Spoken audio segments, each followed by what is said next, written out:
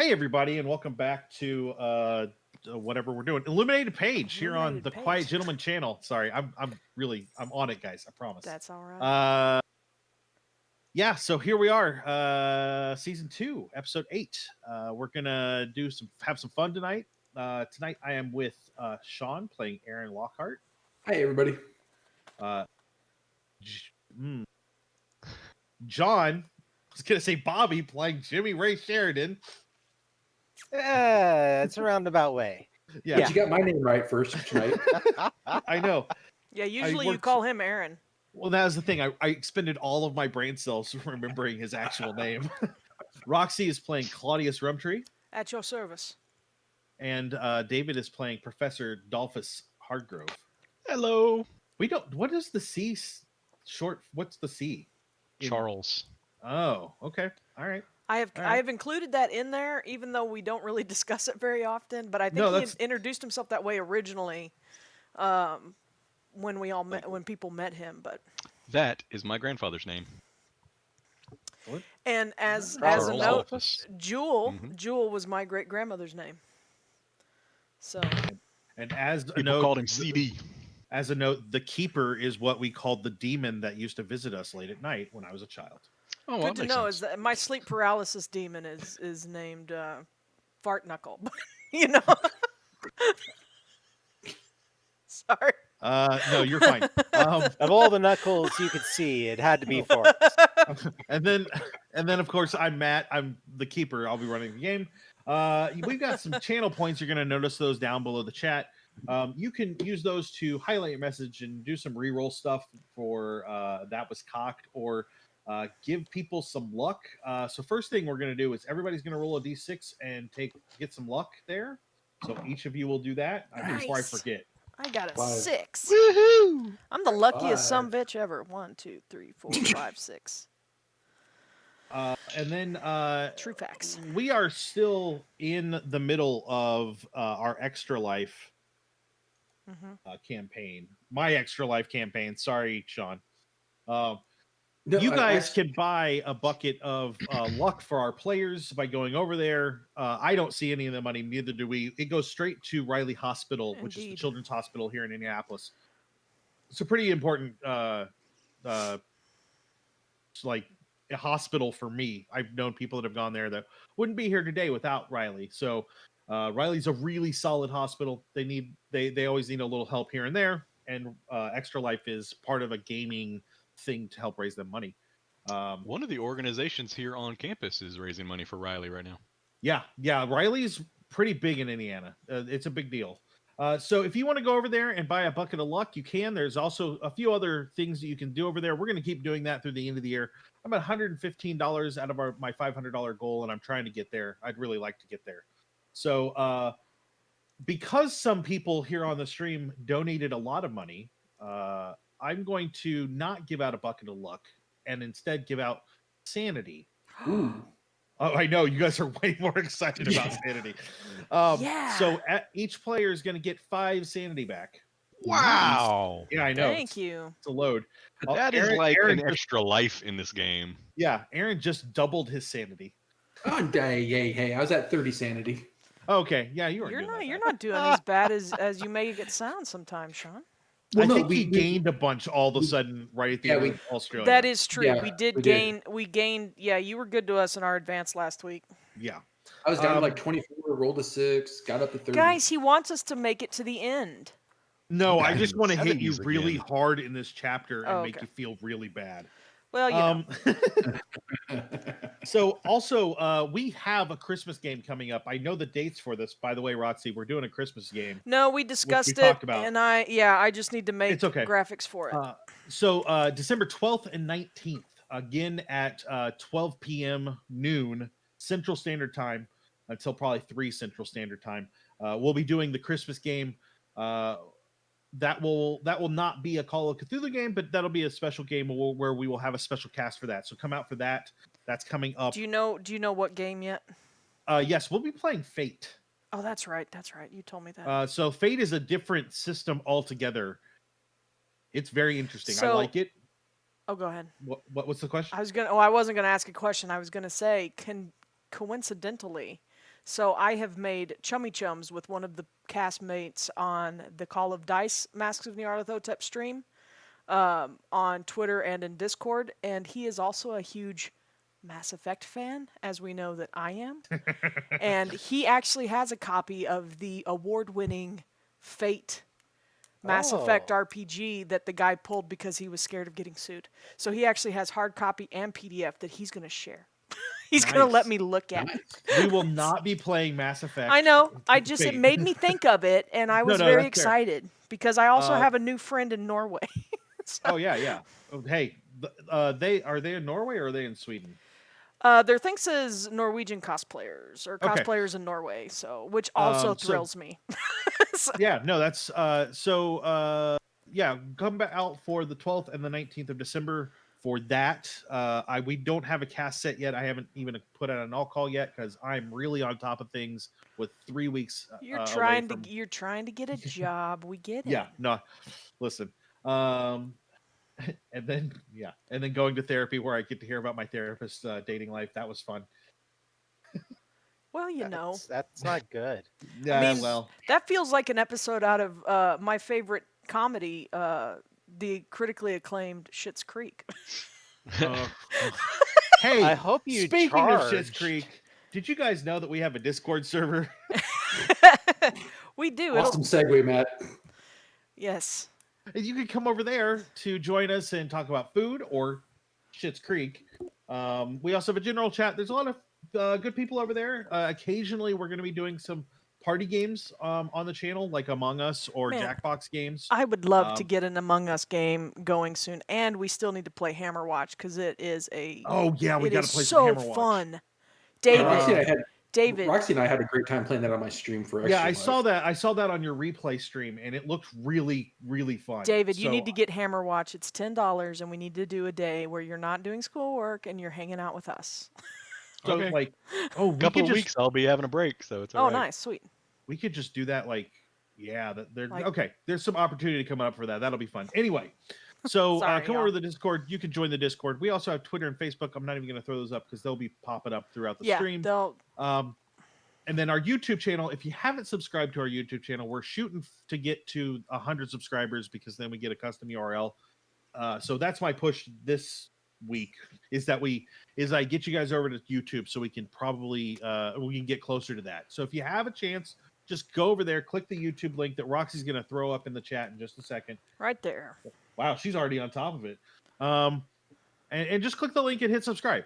You can hit the little bell icon, but it's we put all of our replays from our shows here on YouTube. So check those out. Tomorrow I'll be doing Matt Plays Celesta. So that'll be fun. And we'll see how that goes because we're getting into like the next chapter of things. And then on Saturday I will actually be playing on the Nerd Asylum channel, which I just put up in the chat. We had to cancel it last week because our host's internet just went down for no reason. So we'll be playing that, and then we talked about Call of Dice. They play every other Monday. So coming up Monday, this coming Monday they'll be playing at noon. 11 a.m. Central Standard Time because they're like 7 hours difference from us. And if you follow them on Twitter, you can check out some really cool props that the GM made for their time in Peru. They are definitely stepping up the game. They are doing some stuff that I really think is pretty awesome. So they're going to be telling the same story we're going through, but I guarantee you that it will be a very different experience. Not only because they started with Peru, but because they're playing the 7th edition. A lot of the story elements are shifted a little bit, which is why we haven't shifted to the module to 7th edition because it's just different enough. It would be confusing for me to try and run it. Yeah. So definitely check those out. They're great people. I really like what they're doing over there. Think that's it for the intro from me.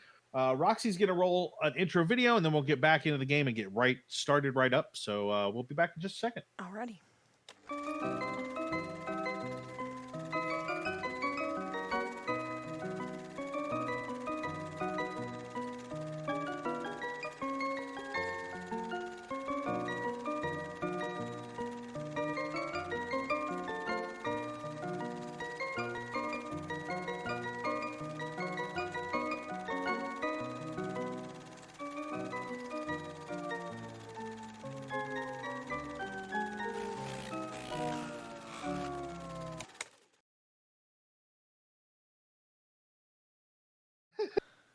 All right, so we left you guys in Singapore, Yes. where you were kind of resting up.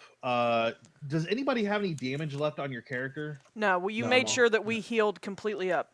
Okay, cool. And we're like mid-April right now, Mhm. aren't we?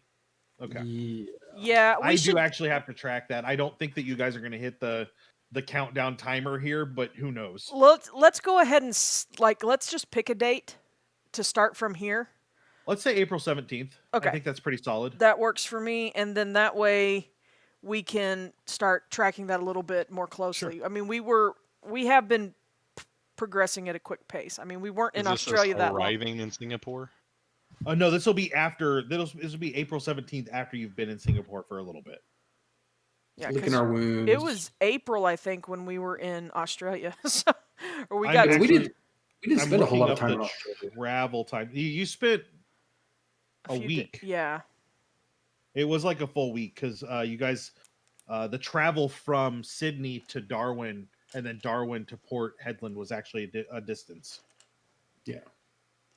I'm looking for the travel times in the book because it has a chart and I can't seem to find it.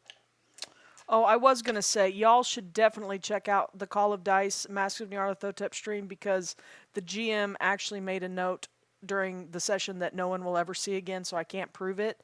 But they actually said Jewel Rumtree was a delightful Southern lady. So I just want to...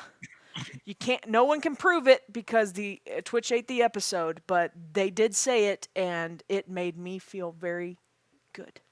I noticed they didn't say anything polite about Claudius, though. I don't know if they've seen Claudius yet. They're not caught up. So the trip from Port Hedland to Shanghai was a couple of days, mostly because it was on a slower, what do you call that? Commercial boat, not It an was actual a slow boat to China. Yeah, not like a ship, not like a liner or a passenger boat. From Singapore to Shanghai is only going to be about a day. Yeah, because it's pretty. According to this chart, it's so. much closer. I was hoping we'd be there by the 25th. You know, Why? not too hot, not too cold. Just bring It's a a light perfect jacket. day. Yeah. April 25th. Yeah, it's Yeah, Miss Congeniality. I know.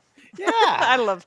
It's been so long since I've seen that movie, but I'm pretty sure that I saw it so much when it was still relevant that. still relevant Oh. today. How dare? Oh, Oh. just like this, boys. Just like this. Through the heart. So, I've got to work on just, handouts. You guys get to play. just as a reminder, you guys have a couple of pieces of information. You have a matchbook cover from the Stumbling Tiger Bar. Oh, of course. You want the handouts now. No, you're fine. Yes, kind of. I know. mean, yeah. Give me a sec. I've got 13 ready. I'm just. Well, that is 13 that we're talking Yeah. about. We don't actually need 14, Roxy, if you haven't done it yet. Well, 'Cause god 14 dang is- it! I just did. Actually, I think I already had 14 in there, and then I just took it out. Yeah, to because we replace pulled it up last week. Okay, well then I'll skip um, to the next one. 21. Yeah. So what you know is that the matchbook covers for Stumbling Tiger, the Stumbling Tiger Bar, there are no notes about anything Mm-mm. on why the Stumbling Tiger Bar. You have a photo of a yacht called the Dark Mistress. It was surrounded by Chinese junk ships, which are, I don't know if you guys are familiar or if our other, yeah. So what's on the screen right now is the matchbook Yes. or matchbox. It was designed in such a way that we would cut it out of the module and then fold it into a matchbox. So it looks a little weird, but that's just showing the two sides. Yeah. The top and Shanghai bottom. Fun and Friends. I Yeah. think that's a misleading advertisement. It might be a little bit. I'm sorry. The yacht was the Dark Mistress or The Dark Mistress. So Chinese junks have a weird, they're a very unique design for both the ships and the sails. So it's very clear that they're not Western ships. So the yacht itself is a very Western ship, but the ships behind it in the photo are not. And that's what leads you to believe that the Dark Mistress applies to Shanghai. You do know that supposedly Jack Brady is in China. Jack Brady, there was notes that Jackson Elias had run into a man named Nails Nelson, who was a friend of Jack Brady's and had seen him in Hong Kong. And then Ho Fong Imports has been in several places that you've noticed in ledgers it was in the ledger at the Miser House in England, and it was also at the Darwin at the At Randolph. yeah, I'm trying to think of Or the was name it of that Randolph company. or was it the other Wycroft? It was Randolph. It was Randolph. Oh yeah, Wycroft Well- was an outfitter, not a shipping yard. It was And what- Randolph and Sons or some crap like that. And what was that name again that was in the ledger? Hong Fo Imports or Hong Fo Fo. Hong? Ho Fong. Ho Fong. Oh. My bad. No, all of those sounded like it was potential to be correct.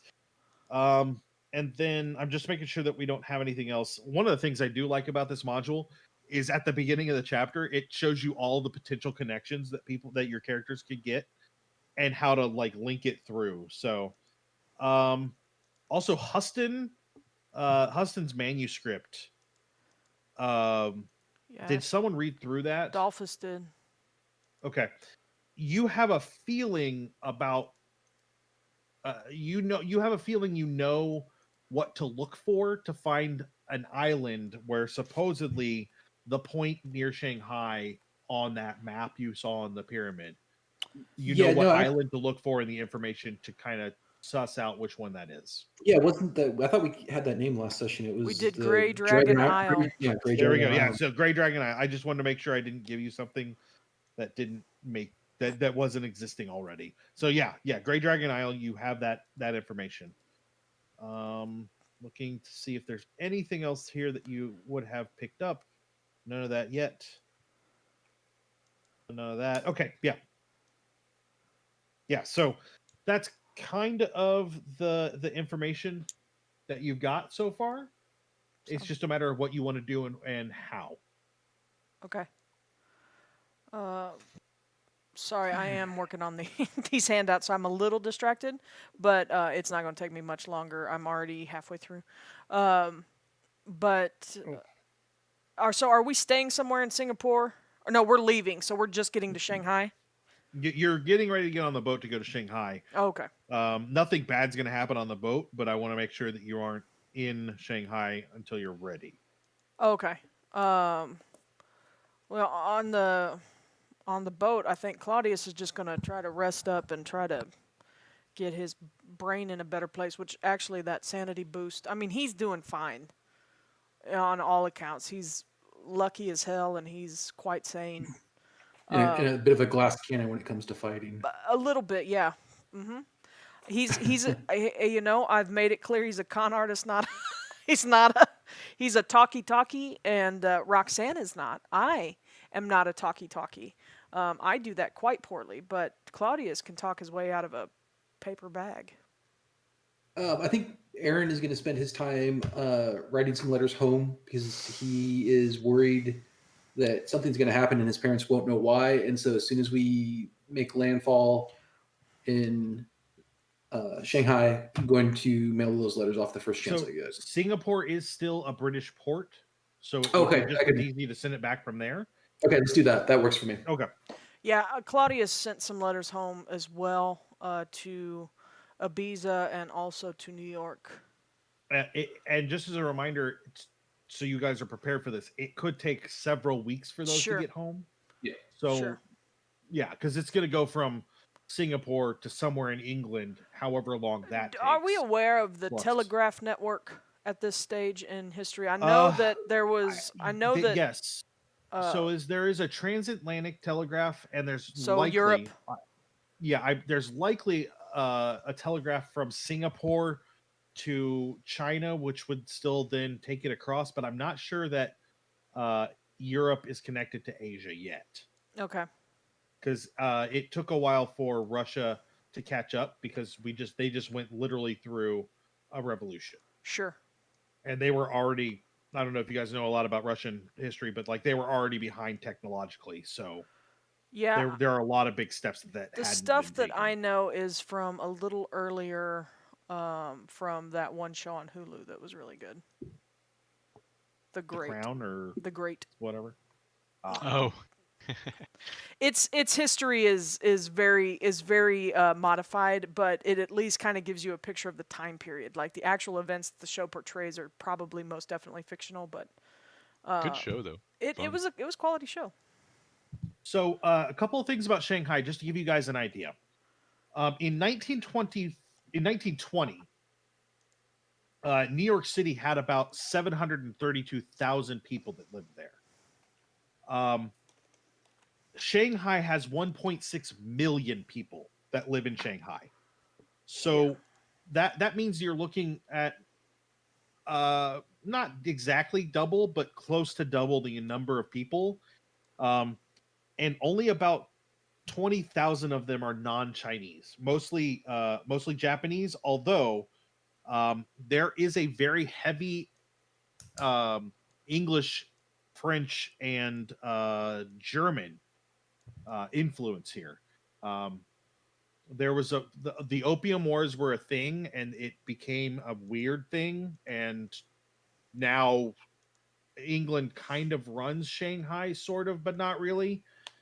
It was a lot of like European imperialism that was a problem, but in the end, there are going to be very solid places for you guys to go and stay and be safe that are very European. And then there's going to be a large amount of the city that if you do not speak some form of Mandarin or Cantonese, you will not be able to communicate. Sure. So that's something to keep in mind. I'm just trying to make sure. The ability to sneak in and out of the country without getting any passports or documentation is pretty easy, because the bureaucracy is just not properly thorough.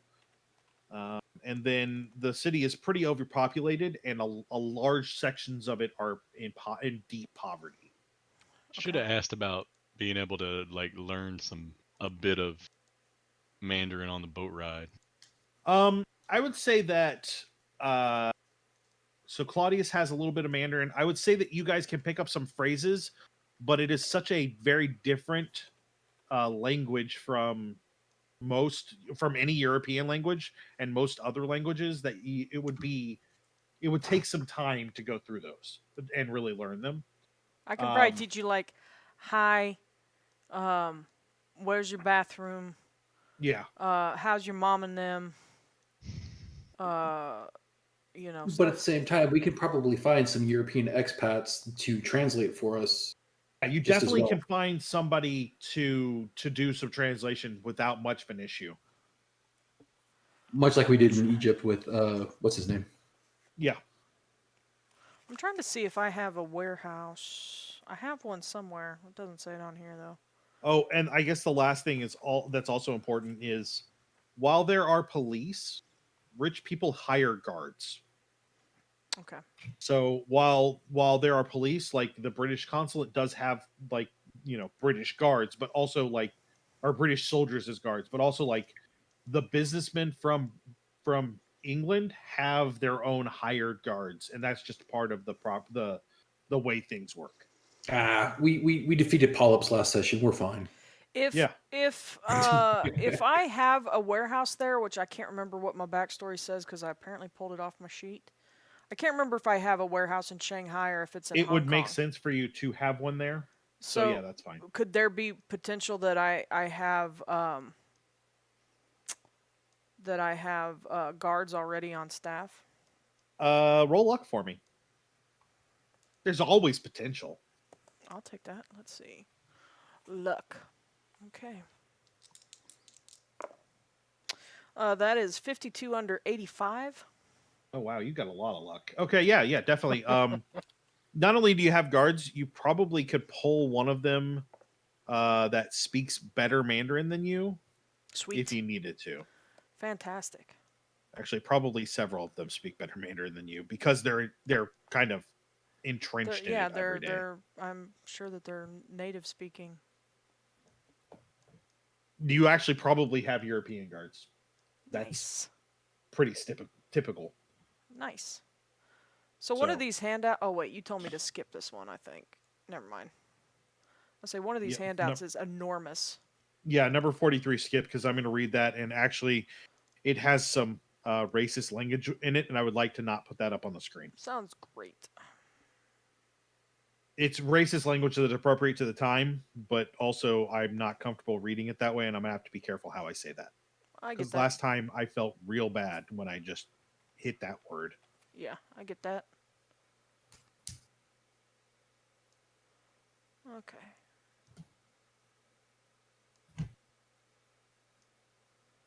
But yeah, Claudius doesn't do a whole lot on the ship. But yeah, once we get there, he's going to plan to contact our office there. And Do you contact them from Singapore to let them know you're coming in? Or do yeah, you why wait don't we till do you get off that? Yeah, does Okay. is there some sort of communication between the Yeah, two? yeah. I would guess gonna that be there faster is than the boat? telegraph lines from Singapore to the mainland. And since we're leveraging your warehouse, Claudius, is there a way that we can bypass port authorities, because Dalphus and I might still be a little popular Oh, you mean from England? from Egypt? Oh, Yeah, from Egypt? Egypt. I mean, perhaps I could just say you're my business associates and you're. Those darn archaeology groupies. I mean, I'll just say that you are, you're a client, and I'm showing you our local warehouse, and this would be where a lot of their goods would be coming through. And I think he wants to skip the bureaucracy. Yeah. Oh, you want to go through? Oh, you want to skip all? Well, that's what I was going to say. They're just with me. Yeah, but like you can't tell the Shanghai's government they're just with me. You're gonna have to sneak Yeah. them past, and I'm fine with doing that. And that's absolutely something you Yeah, can do. I mean, we but can that's a figure it question on- out. I Okay. kind of don't feel like the Egyptian authorities are going to have communicated any of that all this far. It had gone out on the wire. Yeah. So what had happened was, Yeah, remind me why they're well, they happened blew up a was- national monument. no, a national Uh, monument blew up while they were near it. There's no proof that Yes. they did so, it. Right. So they're involved in an investigation of the explosion they of a told- national monument. Were they and told were not to leave? They were Yeah. told not to leave and then fled. So they are currently wanted for further Oh. questioning. You guys got ahead of that in Australia, but by the time you're done with this, it's been a couple of weeks, or it's been several weeks. Well, Claudius's mindset on that would be then the ship that we take out of Singapore needs to be one of my boats, and you're just going to have to be cargo. Yeah, that'd be pretty easy. So, we can get a small, Singapore to Shanghai shipping vessel that makes the trip regularly, and you'll get comfy in a crate. Yeah, that works. I was gonna say, like, do you have to declare, like, have papers on all of your crew on the ship? Knowing what I know about Claudius and GM, we can discuss this elsewhere if we need to. Sure. But I am 100% confident that there are false bottom crates. It's also very, very likely that you could make fake documentation on the boat. Sure. I actually That- is forgery. That one would of my not be out things? of the question for your guys to have done that. It's So- not hard for you to be in Shanghai illegally. At this Like time, yeah. that's not that big of a deal. And so, yeah, I mean, knowing about Claudius and some of his other business dealings, there are definitely crates that are large enough to house other things below what would be opened and inspected.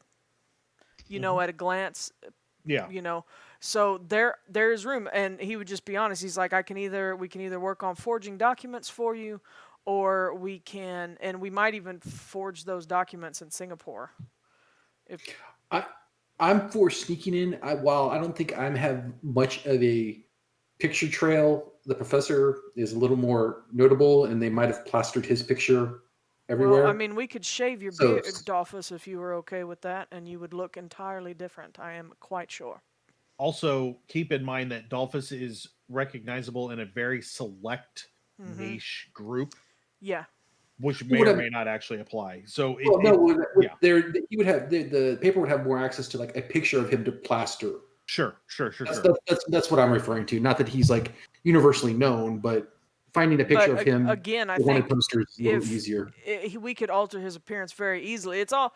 I mean, if you guys want to do two different ways, that's more than fine. If you want to do the same way, I just got to know so I can set it up before we get on the boat. So if, I don't know, Dalphus, what do you want to do? You want to be smuggled in, or do you want to try and sneak in on forged papers? Well, I would say we have papers forged that just show us as crew members, and we just are working on the ship. Okay. And then if there is a problem, then we can always sneak in other ways. I'm gonna have to ask that you not wear your finest when we get to port, though.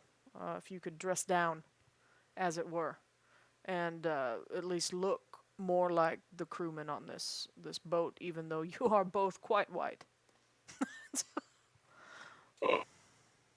It's not racist. It's just description. You guys are going to stick out amongst the other crew on this rig. It's a boat from Shanghai going to Singapore. Yeah, but I thought it was one of your boats, so I figured it would be more European centric. Oh no, I hire locals. Local? This was a You hire warehouse. local? This was a warehouse that was bought before I became the CEO and executive. This is just so we have a network of warehouses that we operate out of and hold an office in. Okay. So you're gonna They go ahead and want forge forged documents. So okay. Excellent. You're gonna go ahead and forge the documents in Singapore. Are you still definitely going on on one of the ships that you own, Yeah. Claudius? I think Okay. that'll be safest. It takes a little bit longer because it's not as quick Sure. as a liner, but you're still there within a day and a half. Okay. So you guys you all arrive in China. You get through the bureaucracy fine. The false documents don't seem to cause a problem. And we could also just be hired security that you brought to. Sure. Yeah, I mean, overseeing I have materials. things that we can say. It's just I thought some of the fear was recognizing y'all. Yeah. So that's why I suggested the smuggling. When you arrive at the port and you get through all the paperwork, which isn't very long, you find yourselves greeted by a man with a car. He says, "My name is Hansel Schmidt, Mr. Rumtree. I'm here to get you back to the warehouse so that you can discuss any further needs you would need there. And I would be happy to take care of your bags for you." He is clearly armed. He has a gun on his hip. Okay. And he has a look of like a harsh look to him. He's probably looking at him ex-German military Okay. from like the war, which Right. there may be a feeling there from certain members of the group. Oh, I'm side-eyeing him. Yeah. Well, you said he's German military. Yeah, ex-German military. Does he work for me, or is he just? You were told that someone would be meeting you at the dock. Okay. You weren't given a name, but Okay. you would expect that this man does This would work be for him. you. Okay. Well, thank you so much, Mr. Schmidt. Or take us away. After you. He loads you whatever you need into the trunk and gets you guys all situated in the car. Drives you probably 20 minutes or so. Just the streets are pretty narrow and kind of clogged. But takes you to a nearby warehouse that has what looks like some access to a larger road that doesn't go he went down some back roads and like alleyways to get there, and it seemed to be quicker. Okay. And when you get there, he pulls up right by the door, gets out, and helps you with your things. And he says, "We have arranged for some of the quarters here to be used by you. Some of the guards will be doubling up while you're here." I appreciate your help, Mr. Schmidt. Um, I'm not familiar. You drove a little differently than I'm used to.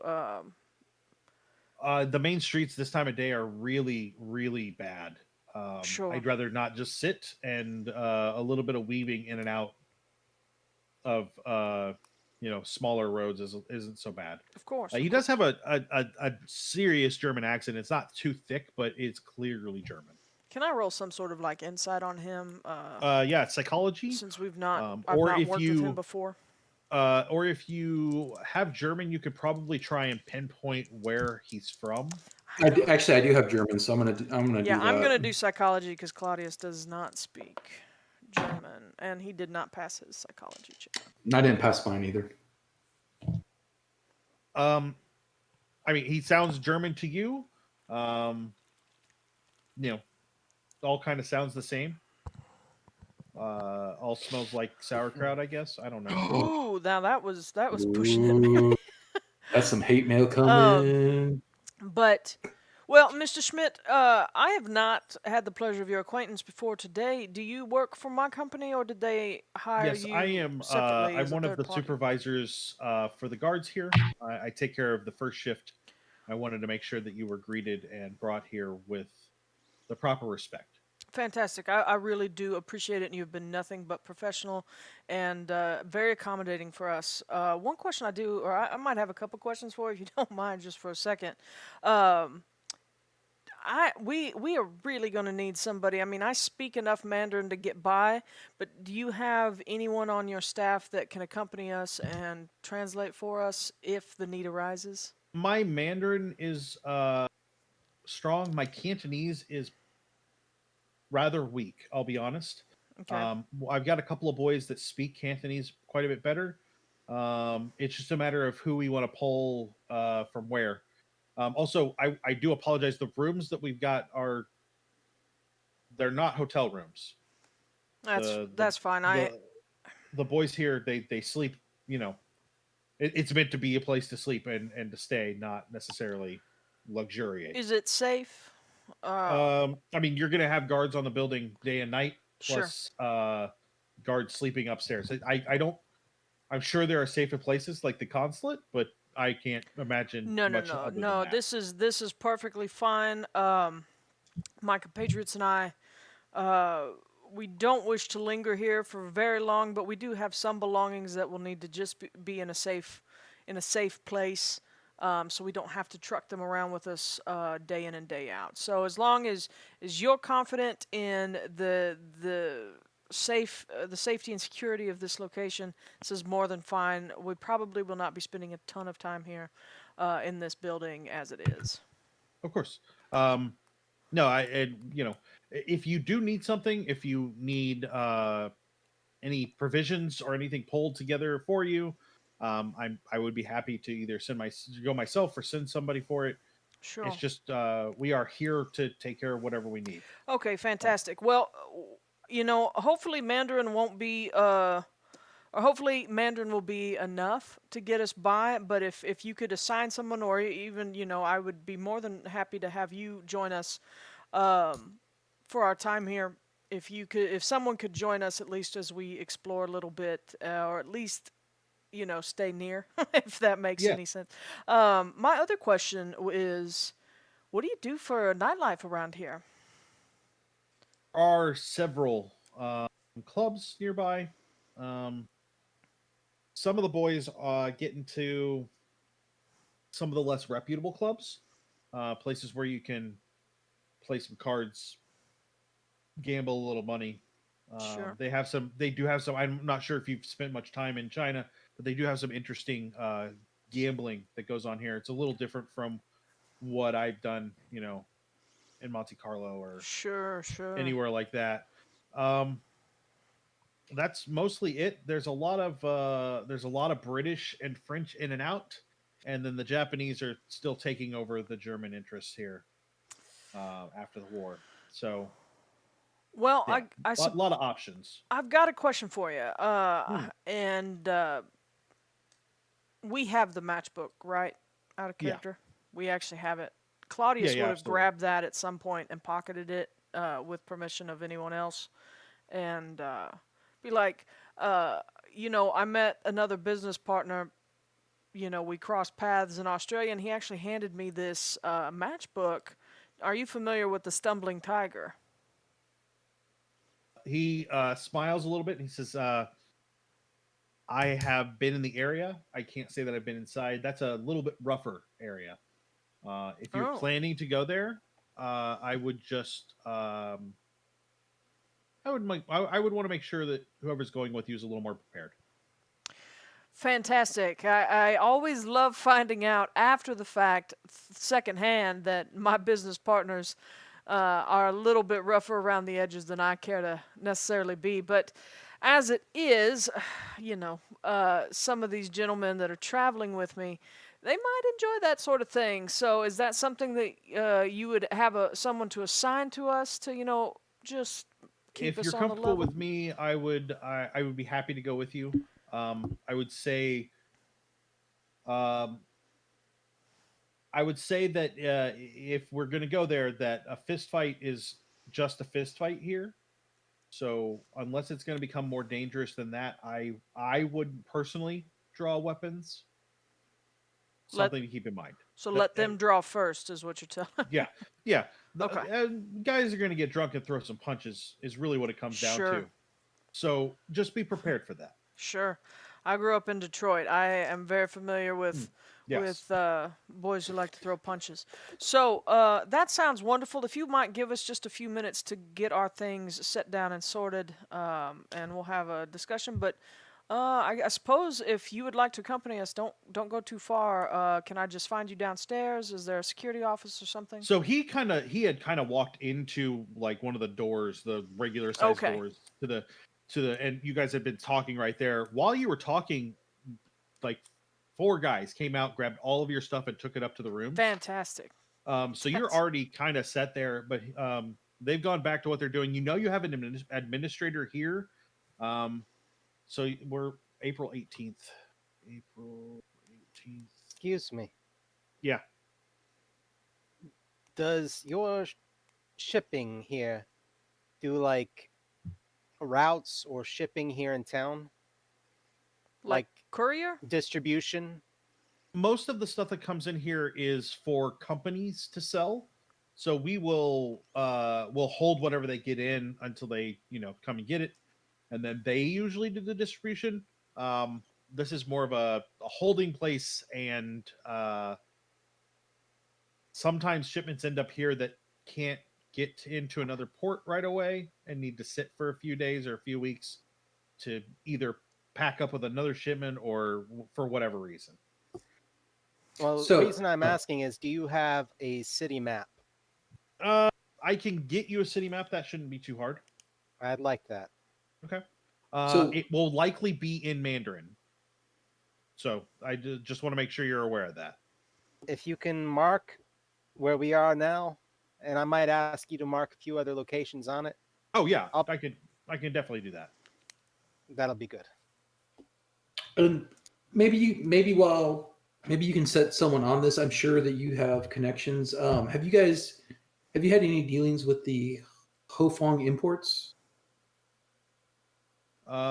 I'm not off the top of my head, but I will be honest, I don't deal with the books a lot.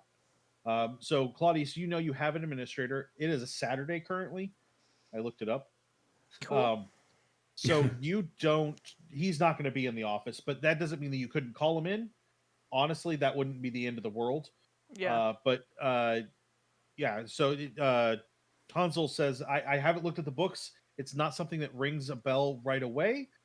But that's not my area of expertise either. So Mr.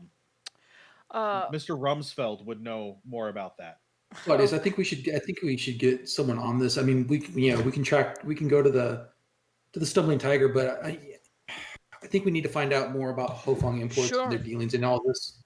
So if you can get one of your people on it to get that information while we're doing other things, I think that'll help get this ball rolling. Can you show me to a phone, good sir, Mr. Schmidt? Oh, yeah, absolutely. He walks over to what looks like an office and unlocks the door, and he opens it. And there's a little desk, ledgers and kind of stuff stacked around. The desk isn't exactly clear. It's pretty cluttered, but he has stuff all around, kind of set and ready to go. And this is Hansel's office? No, this is Mr. Rumsfeld. Oh, is it Mr. okay? Rumsfeld's Yeah, office. Mr. Rumsfeld. Oh, old Danny Rumsfeld. It's been too long. Let me just give him a little call here. Obviously, he's one of those fellas that has that kind of brain that, thrives in clutter. Let me just give him a call. He's probably going to fall right out when he finds out that I'm here and he's not. And I give him a call. And do you close the door?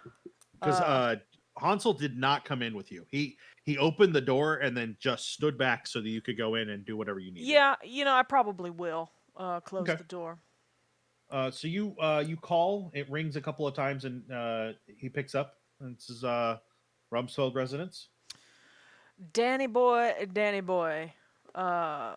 It's Claudius. Mr. Rumtree, are you here in Shanghai? I am. Funnily enough, I'm at your desk right now. I will be there shortly. I would hate to trouble you on a Saturday. I don't like getting my people out of their comfort zones and all. And our trip I did let people know that I was en route, but that's perfectly fine. Mr. Schmidt greeted us. What a lovely young man. Is he one of yours? Yeah, Mr. Schmidt is, I would say, one of my more trusted guards. He does a pretty good job of vetting who we bring on. He's been with us since about a year after the war. Okay. He was transferred here shortly before the war ended to work for the German consulate, and then after the treaty was out of a job, and so we pulled him in. He seemed to be competent, and we haven't been disappointed since. All right, no issues considering his heritage. No fights. I would say no issues.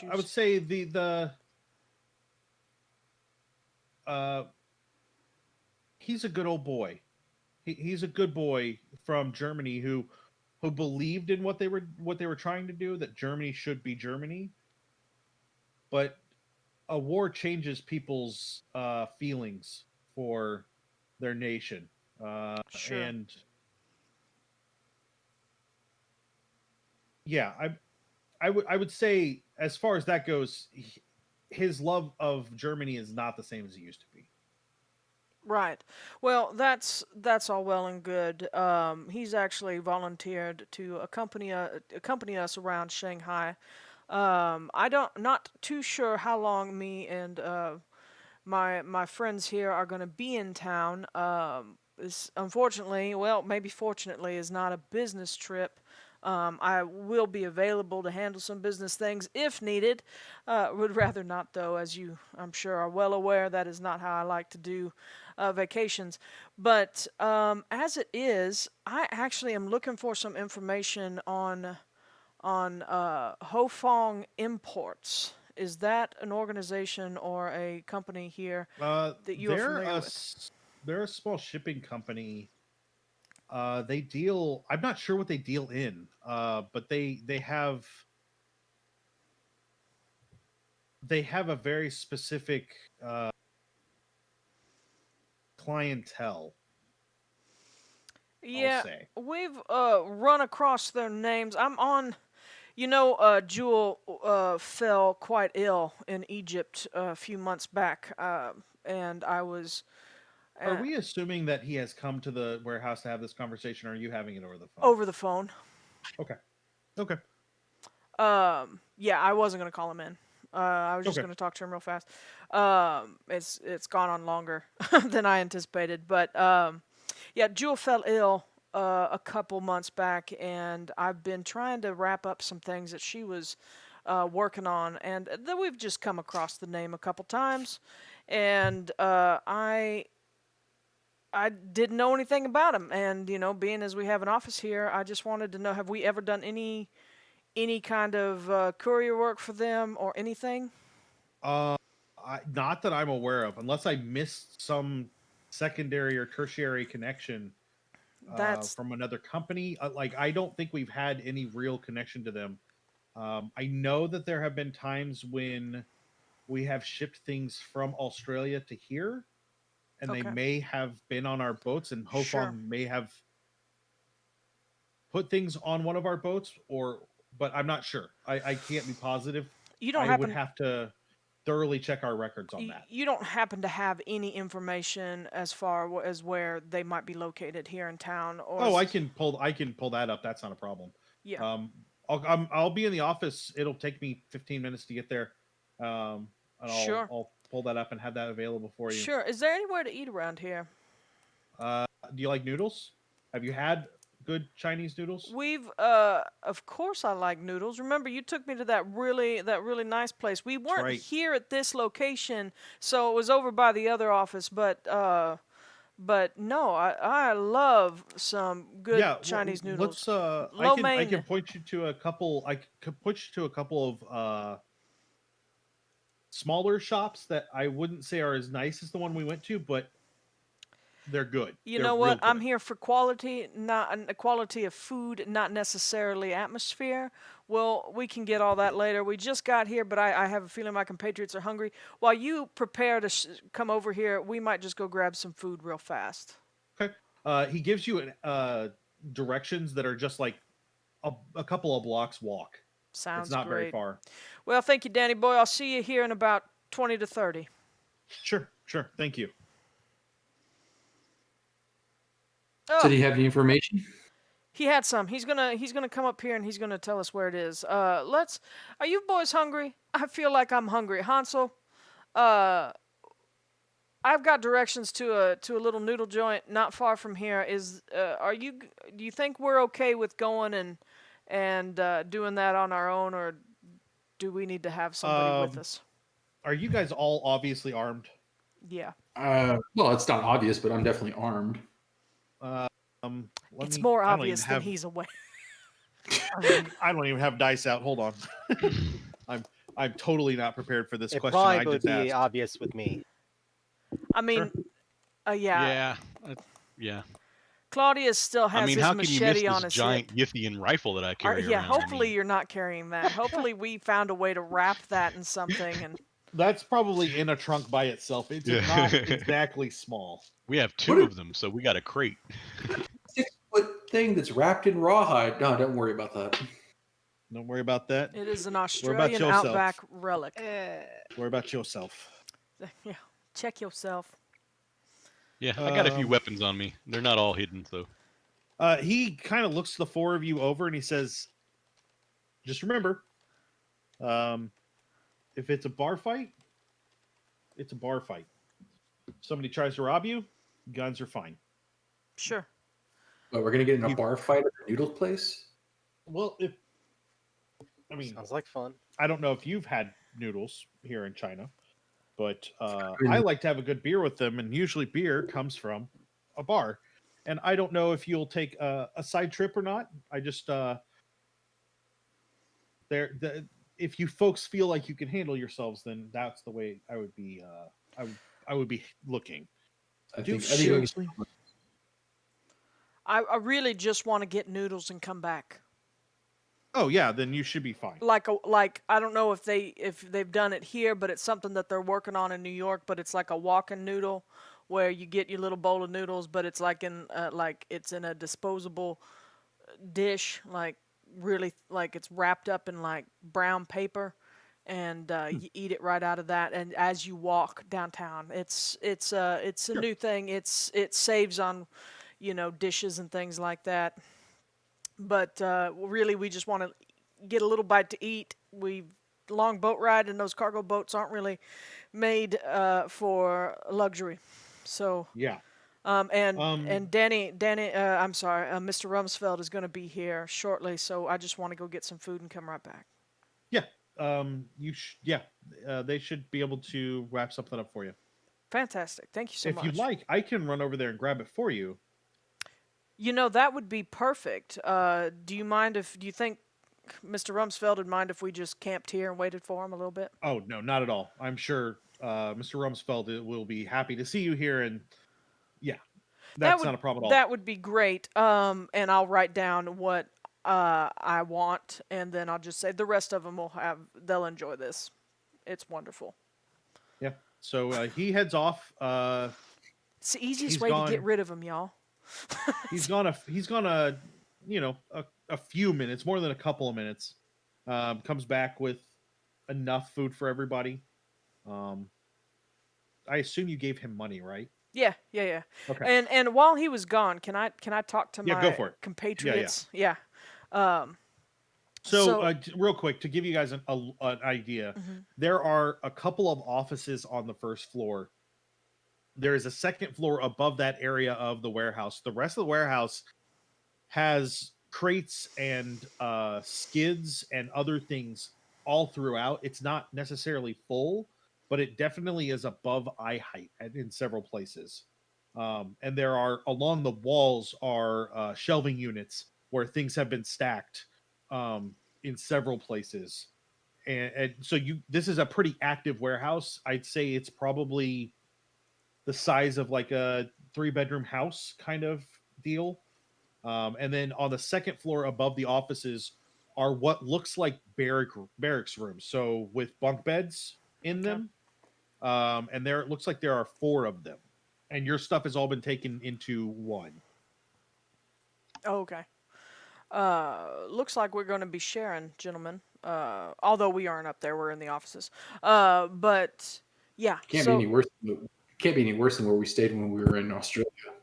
Oh, I'm sorry. Also on the first floor is like a small kitchen sitting food area that it has a radio and some like overstuffed chairs that Is have there been a coffee pot? Yeah, there's a coffee pot that and then teapots. Okay. Would anybody like some coffee while we wait? I can talk and make coffee. I'm kind of coffeeed out. We've been hopping so many time zones. I'm just kind of. That's fine. As it is, okay. So we do have information. It's nothing that Samson and Nyarro has ever dealt with, but we do have. They are aware of Hofong imports, and he's coming in to get the address for us and some other information. But even Rumsfeld has no concept of, or it does not understand or know who the specific clientele is. So That's not surprising. yeah, I mean, considering the things that we found them attached to, it's concerning that that they have clientele here at all.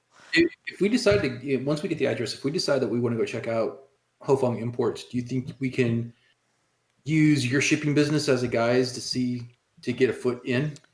I mean, we can certainly try, unless somebody's got a better idea.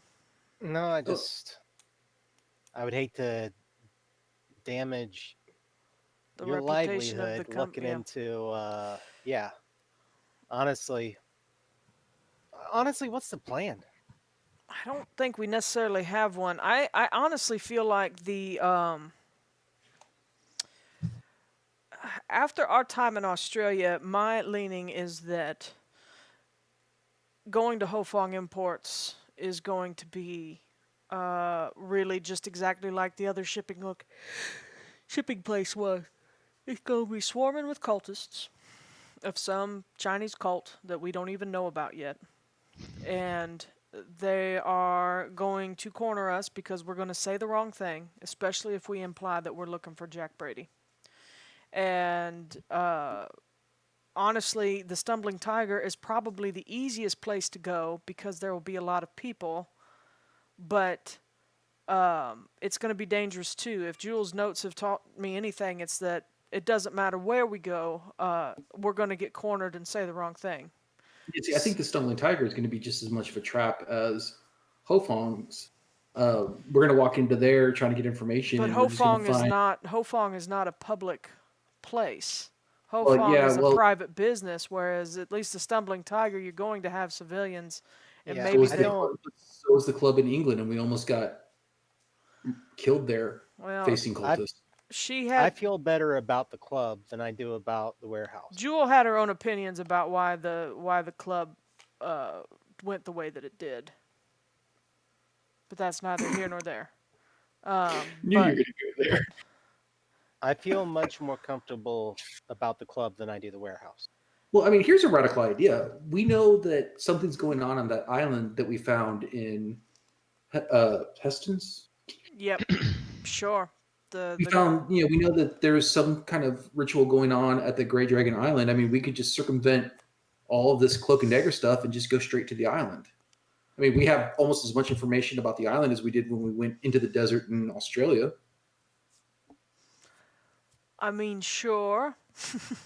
I mean, I understand if that was the only thing that we were interested in. One question, GM, because I don't remember. Was the matchbook found on Elias, or was it found on the cultist?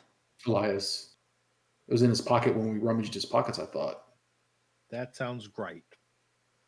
Well, it changes. Well, whatever it actually is what is how Claudius is gonna look at it. Because if it was on Jackson Elias, then I'm gonna hope that it's a place where we might be able to find information. Whereas if it was on a cultist, then I would be like, oh well, it's definitely somewhere where the cultists go to hang out and find people. I remember it as being in Jackson's stuff, whether it was on him or in his collection of leads. I remember it coming from his stuff. Also, keep in mind that all the leads that you found on the cultists were Jackson's stuff to begin with. That they because they were shaking his room down. Was it? Okay. Yeah. I thought that was some of their stuff privately. So that's Roxanne didn't get it. Yeah, no, sorry. So that said, I still think we should give it a shot and go to the club, especially since it's already afternoon and we can get the Ho Fong stuff and go see them in the morning. I agree. I mean, it sounds like a good plan. I mean, I understand the hesitancy. I'm not trying to overstep or talk over anyone. Sorry, John, I interrupted you. But no, as far as I'm concerned, as Claudius, let's go check out the club tonight. Lay low, look for anything that looks suspicious, see if anybody takes note of us, and we leave and see what happens. And we're going to have people with us, so... Yeah, my vote is for the club. Yeah, I think whatever leads we need to look into, we start here in the city before we go out to the island. Because when we go to the island, I get the feeling that that's going to be the trigger, whatever. Yeah, I feel like that's going to be the triggering mechanism for all the cultists to know that we're here. Can I understand? Or we let them know we're here when we go to a club where they're probably going to be at. Yeah, but I feel like they're less likely to be in contact with an island. If we kill everybody in an island, pardon me for saying that out loud. We have no idea how big this island is. Yeah, but if some of those people run back here, it makes our life more difficult here. Sure.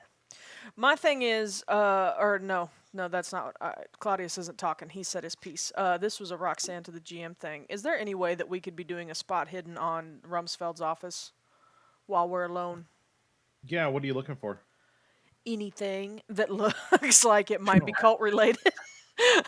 Go ahead and roll. Yeah, you guys can all roll spot hidden. God dang, these dice are killing me tonight. Oh, me too. That's a fail. What are y'all doing? Looking around for stuff in the office to see if there's anything about Look for cults. 57 under 59. So yeah, I got just a basic success. I'm gonna give a reroll to Aaron. All right.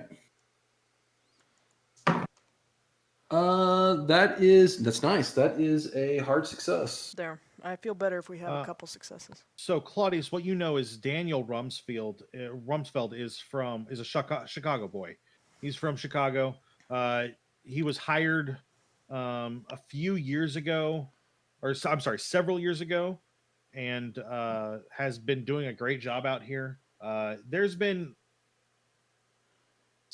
the bureaucracy is so weird, there's a little more bribing that has to be done out here. Sure. There's been less bribing under him than previous people that you're aware of. So either the previous people were skimming or he is a better talker. And you've spent time with him. He's not that great of a talker. He's a good talker, but he's not talk, cops Sure. out of their own money kind of people. Yeah. He has never displayed anything that would make you feel concerned, but also you're all paranoid, and I get that. His office is not, I would not, it's not organized in a way that makes sense to you, Mhm. but also Rumsfeld's a numbers guy, and it's clear that he does crunch numbers a lot. Okay. So from what you can tell, nothing here seems off, other Okay. than he probably could clean his office up a little bit, but also he's here away from everything that Sure. that Sure. he left behind, and you get a little sloppy when that happens. Yeah. But it's not. Oh wow! Thank you so much, Greg. Wow, Thank you for those Well, 5 gifted fantastic. subs. We really Wow. appreciate it. Yeah, thank you. We really appreciate that. Yeah. So he seems like a good guy. The times you have spent with him, he's on the up and up. He does pretty well. All right, that's fine. I just, just while we had a moment to kind of poke around, and it's messy anyway, if something was out of place, it wouldn't be as noticeable. Yeah. So, but yeah, and so whenever Hansel Schmidt comes back with our nudes, we're gonna slurp down some lo mein and enjoy the afternoon. So the four of you sit down and start eating. Hansel doesn't go anywhere. Like, he doesn't stay right on top of you, but he kind of stands over by the wall and just waits. Like, this is kind of what he's used to. Since I am super paranoid and I don't trust him because he is German, Mm-hmm. I'm going to stare at his neck to see if I can stare at his neck to see if he's got a cult symbol around his neck, like a leather thong. Hey, Roxy, I know what it's gonna fix. I turned off studio mode, and I forgot on this one that it goes to your edit wall. It doesn't go to your live. It doesn't keep your live screen. Audio's still there. That's just the handout board. Yeah, go ahead and give me a spot hidden, Aaron. It's a regular success. He doesn't seem to have anything around his neck. What you do pick up is that he is a soldier. From the looks of how he's standing, he was probably a sergeant, or like the way he's organized things, he was either a sergeant or a corporal, somebody that had enough power to keep them in kind of organized, but he's definitely was not an officer. He doesn't carry himself with that kind of pomp and circumstance. Sure. He is clearly smoking American cigarettes, which is a little odd. But otherwise, not like his lighter doesn't have any like marks on it or anything notable. And he just seems kind of neutral. He doesn't seem like there's a lot there to worry about. Okay. Oh.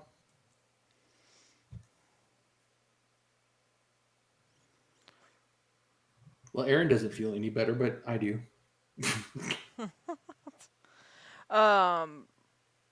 Does Charlie arrive, or Danny? Does he arrive? Yeah. You've been eating for 5, maybe 10 minutes when he comes in.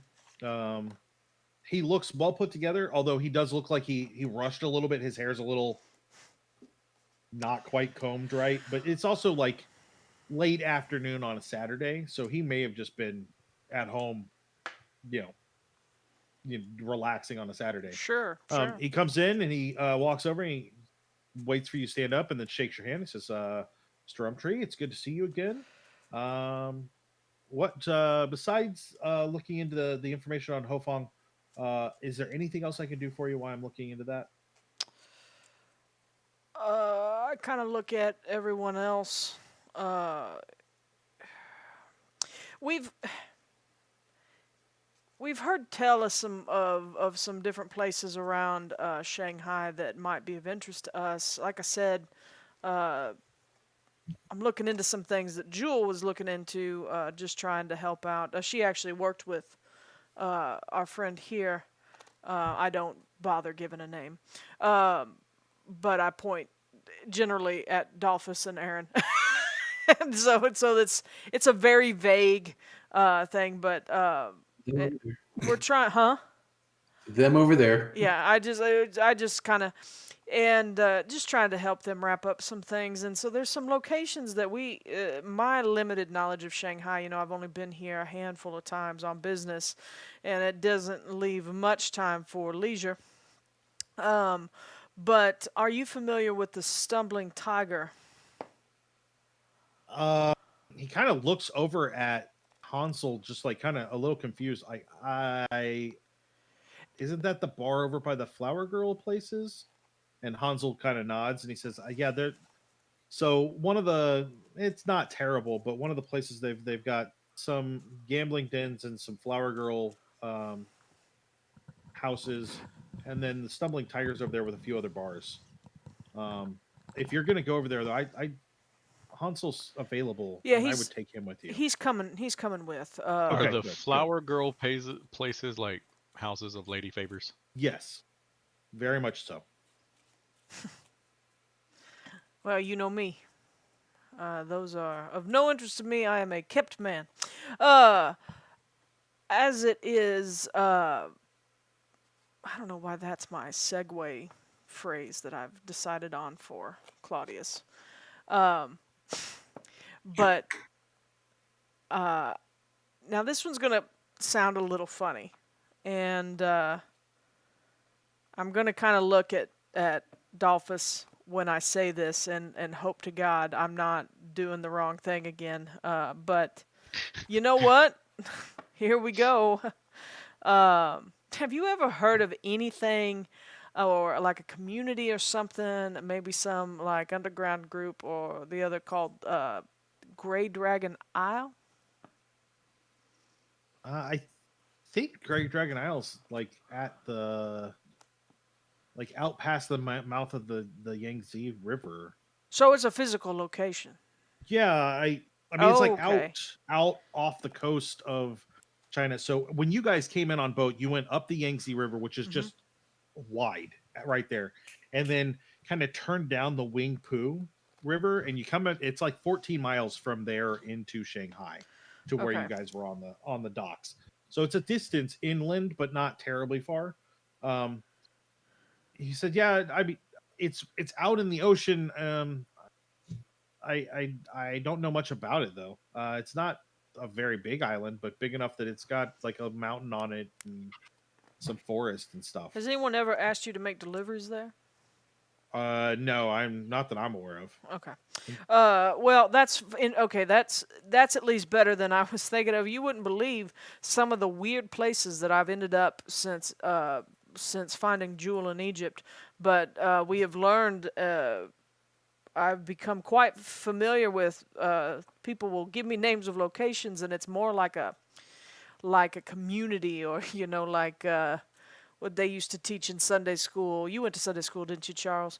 Or Daniel? I don't know why I keep calling him Charlie in my head, but yeah, like the kingdom of God is, it's not food or drink. It's more kind of an association kind of thing, and I just didn't know if that was the same, this Grey Dragon business. Not that I'm aware of. Have you heard of any kind of communities like that in Shanghai? I mean, there's always rumors. There's a group of communists that Those bastards have been pretty active. There are some Muslims. There's a community of Muslims that are a little. They're aggressive in their defense of themselves. They don't get along quite well with the other Chinese. Well, but beyond that, I wouldn't. It's hard to start it's hard to try to build up a community for a religion in a place that's so populated as this one. But I appreciate that information. I believe it's just the Ho Fong imports. If you could get us any information you have on that. Yeah, very let me go pull that up for you. And if it's something, if you want to just, so we're talking about going to the Stumbling Tiger tonight, and I don't want to keep you too long, but if it does take you a few hours to find anything that you might have on that, if you just want to leave it here, I can pick it up when we come back tonight, because we're not going to talk to them probably until tomorrow morning. Okay. Do you think they're open on Sundays? Hofong you may need to wait till Monday. I'm not positive. A lot of the shipping companies shut down on the weekends for the administrative side. Sure. Well, we'll see what we can do. Okay. We're actually going to take a break for 10 minutes or so. Let everybody stretch their legs. We'll be back in 10 minutes if you got the countdown thing going. I'm getting it ready right now. And we'll hang tight. We'll be back.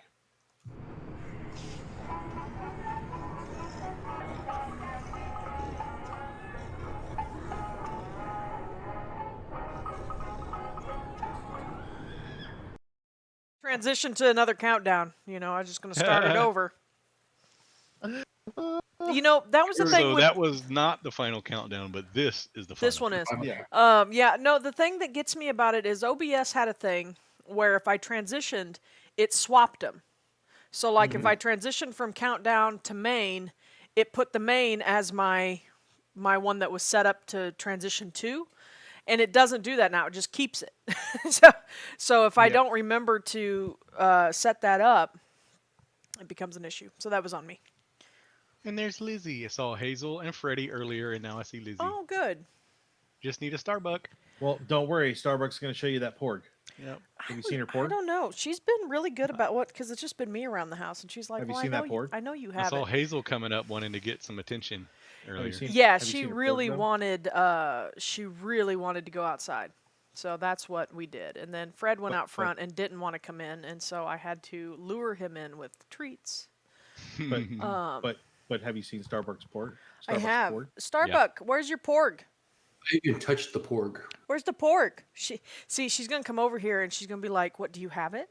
Because when I say where is it, she's like, "Well, you must have it if you know where it is." We are live now, by the way. I know. Oh yeah, no, this is fine. This is quality content. The world. Who doesn't should love know. doggos? Anybody who follows me on any kind of social media outside of this channel, Starbuck is a dog. She is a 3-year-old. There's Freddie. We call her a mini pit because she looks like a pit bull, but she's smaller. Got like a greyhound like body style with the pit face. Yeah, she's her genealogy, according to the DNA, the genes she's got says that she is a bull terrier, so the triangle faced bully breed, and then boxer, golden retriever, and Labrador retriever are her big ones. Says she has no pit in her whatsoever, but I promise you, I've seen so many videos of pit bulls, especially young pit bulls, and she looks just like them. So. And she talks like them. She does. Yeah. And I think the bull terrier's close enough that could be what it is. It is. She just has the dip. She likes to carry around her porg in her mouth and like show it to you, but you're not allowed to take it. It's not yours to touch. She just wants to show you, and then she'll leave and immediately circle around to come back to show you her porg. Yeah. For an hour. And then do it again. And then do it again. She's cute. She's down. She's adorable. This one. She's the one with the red or the pink collar, and then Lizzie is the brown one. But nothing sets you on edge more than a growling dog showing you her porg. Yeah, she does. She sounds super aggressive. We had an incident with a neighbor recently where she got through the fence, and the neighbor was mortified. Like the neighbor, I think, thought she was going to kill them because she sounds super duper tough, but she has never. In all the time that we've had her, which we've had her since she was like 10 weeks old because we found her on the streets out here, she has never hurt anybody. And she doesn't close her mouth. She's real gentle even when she takes treats and things. She just sounds and looks like she would be an aggressive dog, but she's a sweetheart. She's not going to look for a porg though now. She's pooped. She barks at everyone for 20 seconds, and then you're her best friend. Yeah. You just got to let her get it out. Yeah, I think I was coming over to your house to stream for about 2 months before she stopped barking at me for the 20 minutes. Because we'd immediately put her away.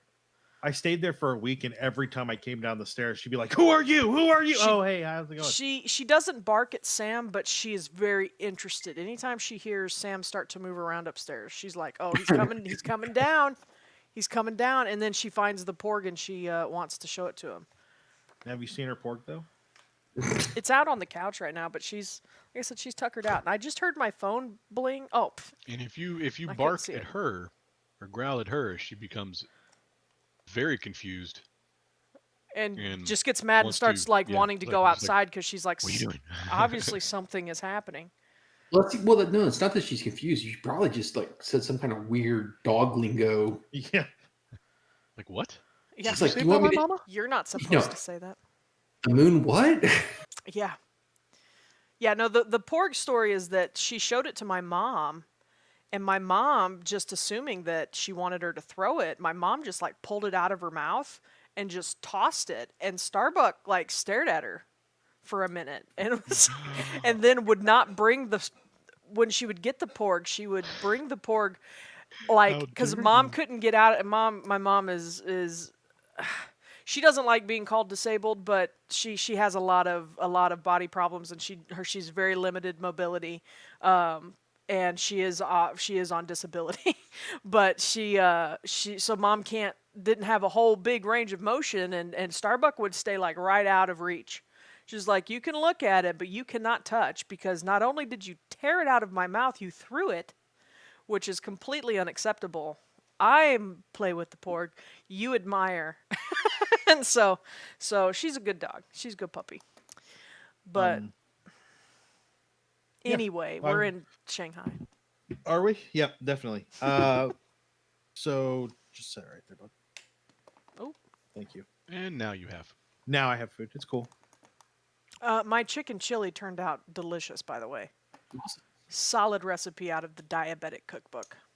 So what exactly is a sloppy Jane?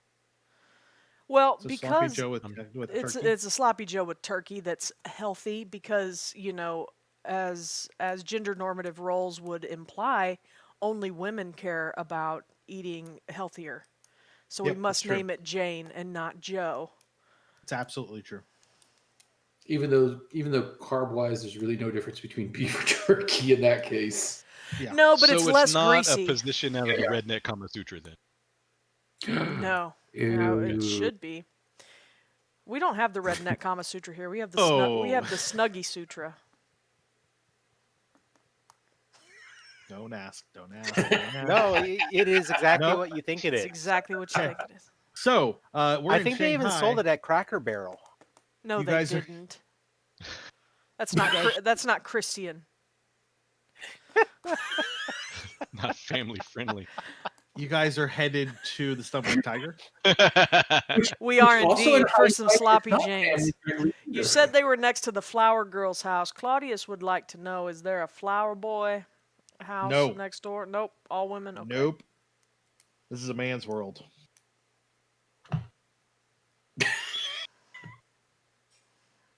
Okay. Claudius would not appreciate the implication there. John, did you futz with your light? Oh, okay. You just had something really bright on your computer screen. Every time I pull up my character sheet, because my become screen sour is so cream? bright. Yeah. Yes. I mean, I'm. There's no other way. wish- I understand. That's a constant bane for me on streams, is the screen. See, I don't have lighting in my office yet, so it's a 50-watt light bulb that's very pale. It's just the light coming off my screen that actually gives me some visibility. Sure. Yeah, it's like I can't wear my glasses on the stream. Why? Because they just shine like mine do.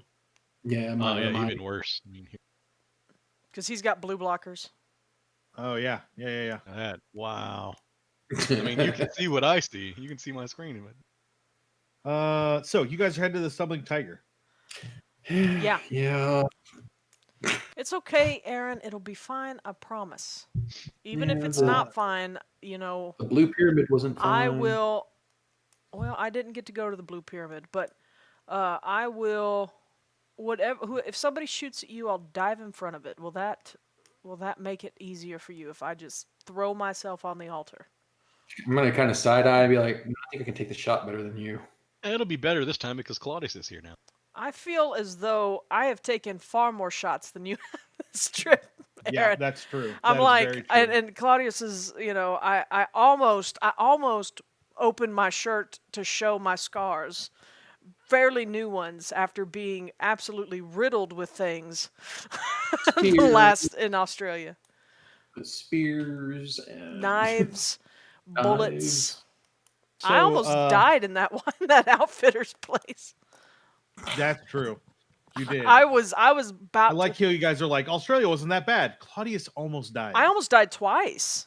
Yep. Walked it I almost off. died in the outfitter place. You guys had to stabilize me, and then in the back of the truck when we got attacked by the cultists out in the sand. I also, even just peeping out to make a couple bad shots, I just was hamburger. I got down to about 4 hit points in Australia too. I was down. Well, one time I So- was So at 0. yeah, wasn't go ahead. Australia nice?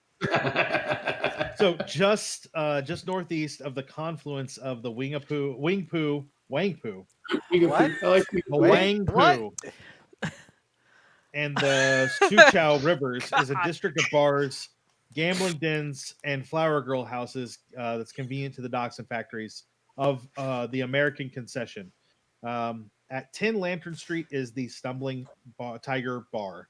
It's identified in both Chinese and English on signs, and has the image of a drunken tiger tripping over a stone. As you enter, the bar is one single room plus the bathroom. The room is large, dark, and dirty. Lurid green and magenta posters of Chinese songstresses and film stars decorate the walls. The light is simultaneously harsh and inadequate.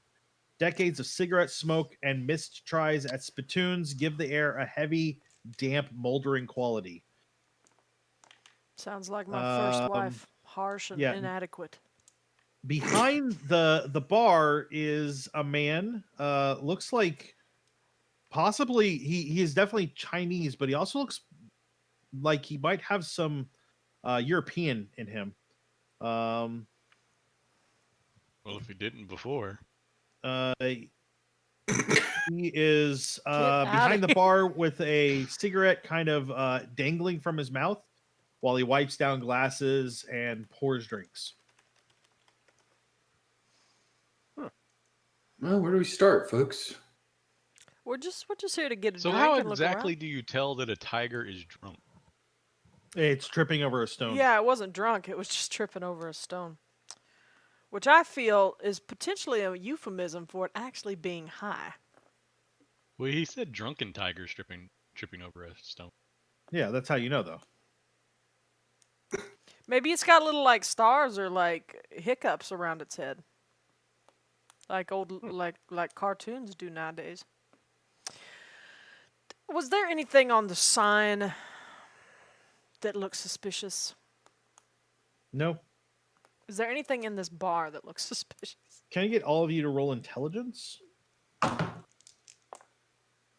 Ooh, I also like to roll a that's a- spot hidden to try to see if that's we a notice any 3 on my culty intelligence activity. roll, which Sure, is sure. an extreme success. I got regular on my intelligence. 15. I got a hard success. Uh, Got an exceptional success on the intelligence. David, it's an extreme. Extreme. Stop sorry. trying to be exceptional. so I am what I am. I don't know if it's all of us that came back giddy, Roxanne. I don't know, man. Get a little chilly and you get David get has going. been the one making comments about putting Europeans in people. That's true. That's true. Thought Claudius would be obliging. I mean, is he handsome? All right. So My wife is insane. We're off the rails here, folks. Sorry. I already apologized in you're chat. Fine, you're fine. I've already apologized. It's fine. I did. Blanket apology covers the entire stream. So that was an extreme success on the intelligence and a normal success. I on got the an spot. extreme success on the intelligence as well. It's not a competition. As far as the spot hidden goes, you don't see much. There are a couple of men in here already. Seem to be drinking, sitting and drinking. So this is the kind of place that you would, if Jackson Elias came here, it was for a reason. Yeah. There are. It's unlikely, given the clientele and what you're seeing right now, it's unlikely that this has any ties to a cult. However, Brass Brady is the kind of guy that would this is where he would feel at home. Okay. So this might be a connection because Jackson Elias believed that Brass Brady was alive, and he had to have a reason for that. Do we have the photograph? Claudius would ask quietly, do we have the photograph of Mr. Brady? Yeah, you guys have a picture of the group. Yeah. Oh, okay. I'll pass it over to Claudius and be like, yeah, that's him right there. All right. We're gonna approach I'm going to say this now. I know we're already in here and it doesn't matter, but we should probably consider not walking in as a group of 4 every time we go somewhere. Just, I'm not saying split up, but I'm saying like enter at separate times, I don't know. Anyway. Yeah, it hasn't really worked for us in the past. We can discuss this later. Oh, Jewel had comments about that as well. So, yeah, I'll sit down near the bartender. Okay. He comes over. He says, "What can I get for you?" In a very, very accented English, says, "What can I get for you?" Oh, fantastic! My Mandarin is limited, but thankfully, I feel as though we can communicate a little bit more clearly. I can try Mandarin though if it's. No. Nope. Just order something. I would love an old-fashioned. Okay. He looks a little put out by the idea, but but he turns around and pulls down the whiskey. Sir, if it would be easier, I'll just take a straight whiskey, no chaser. Clean. He shakes his head, and you hear him mutter "much better" in Mandarin, and then puts the glass down. It's a relatively clean glass, and then pours the whiskey in it. Gives you 2 fingers, and then sets the whiskey back down. Says, "Your friend's gonna join you." I'll take a beer. Okay. He pours a beer out of the tap. Yeah, make that 2. Pours another one for you. Then he looks to the other guy. He looks at me. Yeah. Water. Designated driver, as it were. He pours another beer and sets it in front of you. We don't serve water. I'm gonna take a sip. Only dishwater. Let's take a sip of beer. Like, well, you must have water here because this is watered down. Wow. Excuse my friend. Oh. Yeah. Huh? I put my hand on my gun. No, remember bar fights. He takes a long drag off of a cigarette and stubs it out, pulls another cigarette out, puts it in his mouth, and lights it. He says, "What are you here for?" We just came in to get a drink, but since my compatriots aren't as kind as perhaps we should have been, I have to ask if you've seen somebody. And I show him the picture. Does this man look? Do any of these folk look familiar to you as someone who might? I need all of you to roll psychology. Ha! Got it. Woo! Psychology. Did not get it. Pass. Yeah, I got it. Oh, heck no. He recognizes someone in the photo and then says, "No, none of them." Now, are you saying no because you don't like us? Or no... Are you saying no because you don't like us? I pull out some cash and I slide it over and it's like, why don't you take a closer look at that? Oh, we don't want to... Is this like a little bit of cash, or is this like how much is a banana? $10 kind of cash? Yeah, more We like don't that. want to insult this man's dignity, Adolphus. If Like he let me pay you, Oh, $20 no, he for my picks up- $2 beer. He picks up what I assume are probably pounds, British pounds. oh Folds it, puts it in his little like vest pocket, and he says, "I might have seen this man once before." so And he you are for taps sale. on Good to Jack. know. But still, you Did you don't. say on Jack Yeah, Brady? on Brad Brady. Yeah, How often does he come in here? I haven't seen him in a while. Do you know where he stays? He's never said anything about where he stays. Has he ever met anybody else here? Yeah. Last, like 6 months ago, he met some author. Do we have a picture of Elias from a news article or something? Let's say you do. Yeah, Yeah, I'll I just mean- pull one out from Jules' journal and I'll set it there. This man. Make sure it's not the eviscerated picture. Yeah, it's No, just no, the no. dead body. No, He no. bought the This picture. is. She had some news This clippings. guy? She had some. She had some news clippings in her journal. Thank you very much. Yeah, that guy. He was here September, October, sometime around then. Did anybody else meet with him? Not that I remember. I'm looking around the room. I want to see if anybody's got any thongs around their neck. Give me a spot hidden. You know what I mean. Been watching too many YouTubes. Leather thongs. Yeah, I know. That's going to be a hard success.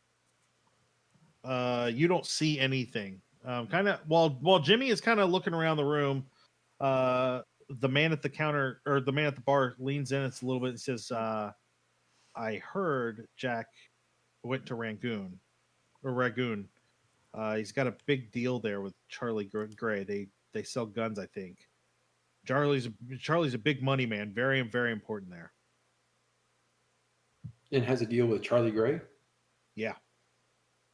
Charlie Gray is not a name you guys have heard before. Yeah. Right. Yeah, that's why I want to make sure I get it. Have you ever heard of Grey Dragon Isle? Give me another psychology roll. That is a hard success. Okay. He kind of eyes you. I eye him right back. Says, "What do you know about Grey Dragon Isle?" Clearly more than you give me credit for. Are we going to? I mean, you've been a little bit more pleasant, but I don't wish to buy everything from you. While you're in mid sentence, he leans past you, and in Mandarin you say, "You four out," like not at the four of you, but like at the customers behind you. Okay, And he they all says kinda that. I look up. hear that. Okay. And then they look at him like, "What?" And he pulls like you didn't see it, but under the counter he pulls a knife out, a big like combat knife, stabs it into the bar, and says, Yeah. "Out." If I see Aaron react, I hold out a hand and I'm like, just a second, it's not for us. And the four men kind of drain their beers really quick and head to the door. Won't be long, gentlemen. What do you know about the Bloated Woman? Oh shit! Jeez. There's a They'll say what now? phrase. The Bloated Woman. I know that What there do you is. know about that disgusting cult? Is that the name of the cult, or is that the? Because we are aware that there is a cult likely in operation here, but we did not have a name for it. The cult of the Bloated Woman has been around for centuries. Okay. And they are connected directly with the island. It is I known. would like a psychology roll here to see how he's feeling about that. Sure, go for it.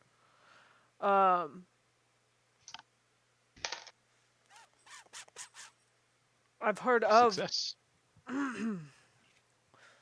I'll let you describe to him first, and then I'll. He's continue. angry. He has a very intense hatred for the cult. Okay. It's how it is coming off to you. Do you want to address that at all, Dalphus, or do you want me to let it go on? Is this in English at all, or is this in? Yeah, this has been in English. Yeah. Yeah, it's slightly broken, not like it's clearly English as a second language. Although I would say his English has a weird Scottish hint to it while having a Chinese accent on it as well. I don't interrupt your conversation with him, but I just comment, "Oh, so you feel the same way we do then?" You do seem to be particularly venomous when you speak of this group of people. We are no friend to them. We have dealt with others of their kind in a couple other places. They are largely associated with a few other cults around the world.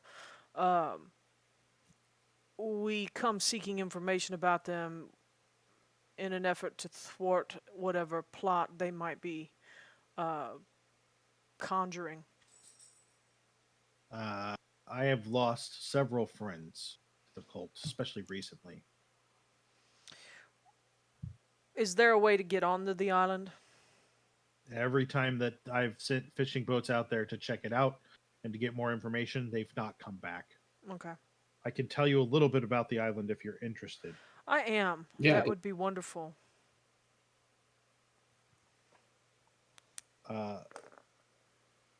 Every few weeks, junks sail from Shanghai to the island. It's a coastal island, and it's a little unusual because it has a dormant volcano on it.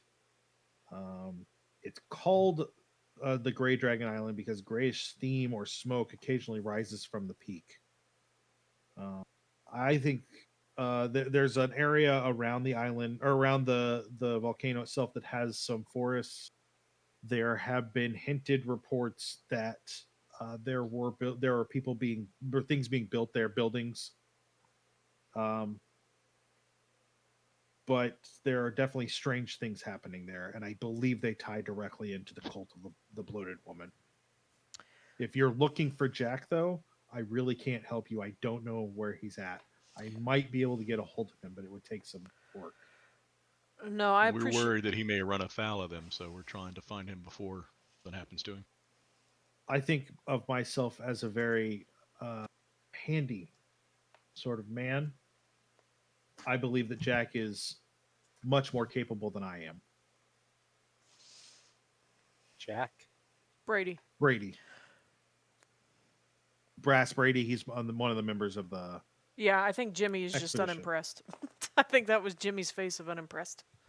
So No, that's Jimmy's face of, does he realize Jack's involved with the cult? But he's not. No, Jack he's not. Jack is the one that is not involved with the cult, unless Jimmy doesn't believe that. But as far as the actual lore goes, is that he's actually not involved. He did not go into the pyramid. He did not come out changed. he's the only witness that we have. He's the only witness that we have that led Elias on this whole path. Which is why we're trying to find him. They just happened. Yeah, nah. There's no circumstances that he was here, that the cult's here. Okay. Yeah, and I mean, That's fine. Did we get the bartender's name, or do we just start talking? You have no idea what his name I haven't is. asked him his name yet. I was going to wait and see how forthcoming he was with information. So you said that Brady is making a gun deal with this Charles Gray. Does Charles Gray have any ties to that island? No, that's just a story I tell people. I don't. That's to get people off Jack's trail. Jack saved my life a few years ago in a bar fight. Kept me from getting stabbed. So he's not running guns then with. Not that I know of. I doubt that he is. Jack isn't that kind of mercenary. Well, we appreciate your honesty. He's been pretty focused on something else for a while. So he's not actually in Rangoon either. No. Okay. Is he still here in Shanghai as far as you know? I think so, or nearby. I know he went to Hong Kong a couple of times lately, but I don't know that. I don't know that he's not come back. You say that you have a way to get in touch with him. Is there like a dead drop location or something? No, I would have to talk to somebody that would talk to somebody that would talk to somebody. No, that's fine. I appreciate your candor. I'll be 100% honest with you. Our goal is to eventually head out to Great Dragon Island, or Isle. None of the other people in this photograph look familiar to you. He looks over it.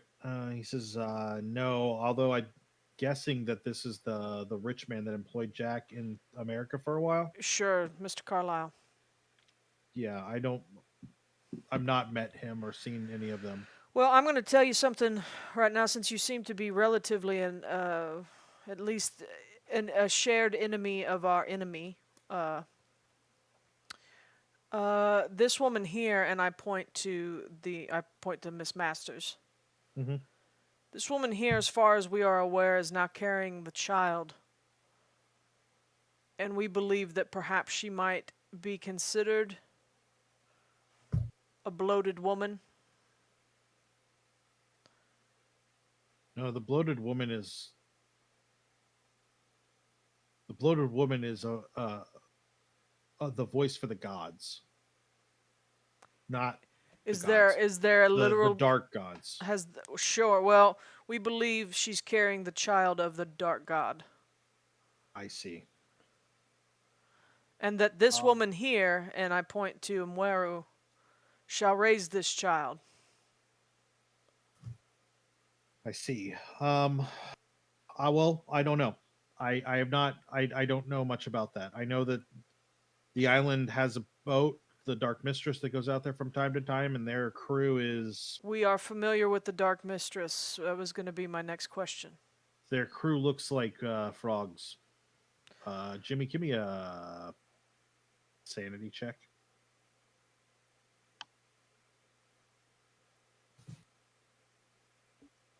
Made it. You get this like tingle down your spine as you remember your father talking more than once about how there are those that would rise from the deep and mingle with people, and by mingle you understand means breed, yeah. and would produce monsters. But those monsters in your father's eyes were righteous monsters, good monsters. And when he says they look like frog people, that's, you remember the description being that their eyes were always very watery and large, like much like a frog's. And then their faces would kind of like widen and thin, and their mouths would be very, very wide like that. The ship, the Dark Mistress does fly a Union Jack, but whoever the owner is, Alfred Pinhurst, I believe is the name. But no one ever really sees him. He's got to be very, very rich to have a yacht like that. So no one has ever seen him. And just Not, to clarify, it's Pinhurst and not Claudius. Pinhew. Yeah, Claudius. This is Claudius asking the bartender. Pinhew. I know the name I was told was Pinhurst. Okay. Claudius makes a note and kind of exchanges a glance with all of the party. He would be assuming that you all probably assume as well that this is Aubrey Pinhew. Yeah, no. Ho Fong Imports. And what about them? What do you know Are about they them? Are involved? they involved with the cult of the Bloated Woman? That's where the Dark Mistress gets its Stuff? supplies. Interesting. Okay. Well, all of this is coming together for us quite. I appreciate. What was your name, sir, if you don't mind? Fergus Chum. My friends call me McChum. Fergus Chum. Chum. Well, my name is Claudius Rumtree. These are my companions, Professor Dalphus Hardgrove, Jimmy Ray Sheridan, and investigator Aaron Lockhart. Pleasure to meet you. I don't wish to cause trouble for you or your business, but the information that you've given has been quite useful. If you could put us in touch with Mr. Brady, it would be most appreciated, or if there's someone else that we could ask to be in touch with Mr. Brady, that would be wonderful. So I will pass along the information. And let Brady know so that he knows that it's not. Let him know that we're looking to stop the Carlyles. And let's just leave it at that. That's the coded message I'd like to send to him. I'll pass that along. He'll know what it means, so hopefully he'll know that we are of the same mindset as he is. You don't perchance want to take revenge on the island, do you? For the right amount of money? Do you wanna hire me to be muscle? From the sound of it, we could use all the help that we could get, especially if Mr. Brady is disinclined to meet with Yeah. us. You go to the island, you get a boat, you come get me, I'll go with you. Cool. I appreciate We that. got Would you prefer to be called McChum, or is that just something people call you that you don't My like? friends call me McChum. Well, then I'll call you Mr. Chum. Is that better? It is. I appreciate your time, and Claudius puts enough money to buy our drinks like 3 or 4 times. So Aaron and That was McChum with an M on the end. yeah, Okay. Aaron and Dalphus, can you both give me psychology rolls? Oh my goodness! I'm going to spend a point of luck to make it. Okay. So there's a shift in the way he stands, and it reminds you of men that you knew that were always those kind of like not crazy, but like violent, like quick to end someone else because it was the quick way, not the right way. And just the way he stands and the way he pulls his hand out from underneath the bar where it has been kind of quietly held, just there's something in his eye that he's a very dangerous man, and that you guys are, that if Brady protected him, that this guy was either in a terrible fight or that Brady is that's just what Brady's good at. So I mean that whole stance isn't directed at us. We No, don't feel like this is, it was more like there was tension in the room and he took that stance on immediately. okay. So good in a fight. We know he's going to be good in a fight.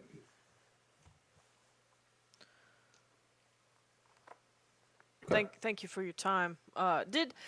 Quick question. Did Mr. Schmidt join us inside the bar, or is he waiting outside? He's waiting outside. Okay, good. I was hoping that was the case. I should have asked sooner, but I neglected to remember. Surprised he didn't come running in when all the bar flies ran out. Right. I mean, there were no fired shots or anything like that, so that's always good. Well, Fergus, you gave us a lot of good information. I apologize for my snarky remark earlier. I was just trying to set you off your off base so we could get the information, but it looks like that was unnecessary. So I apologize for my earlier rudeness. He nods at you.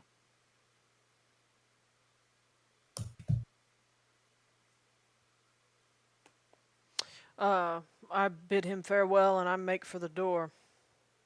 As you guys like go to leave, he turns around and picks up a phone and dials a number and starts speaking in Mandarin. And it's just basically like, "Hey, Jim, I need you to, contact this person and let them know I'm looking for brass." Sweet. I don't acknowledge that I understood or that I heard, and I step outside and I breathe the fresh Shanghai air. Claudius, did you understand what he was saying? He wasn't calling someone after us, was he? Nope. He's doing what he said he'd do. Okay. I believe that he is a very stalwart and trustworthy person. Look, I don't recommend going to that warehouse or dealing with that yacht. What, the Dark Mistress? Yeah. Do you know something, Jimmy? Moment he talked about them looking a little frog-like, there's a type of people like that.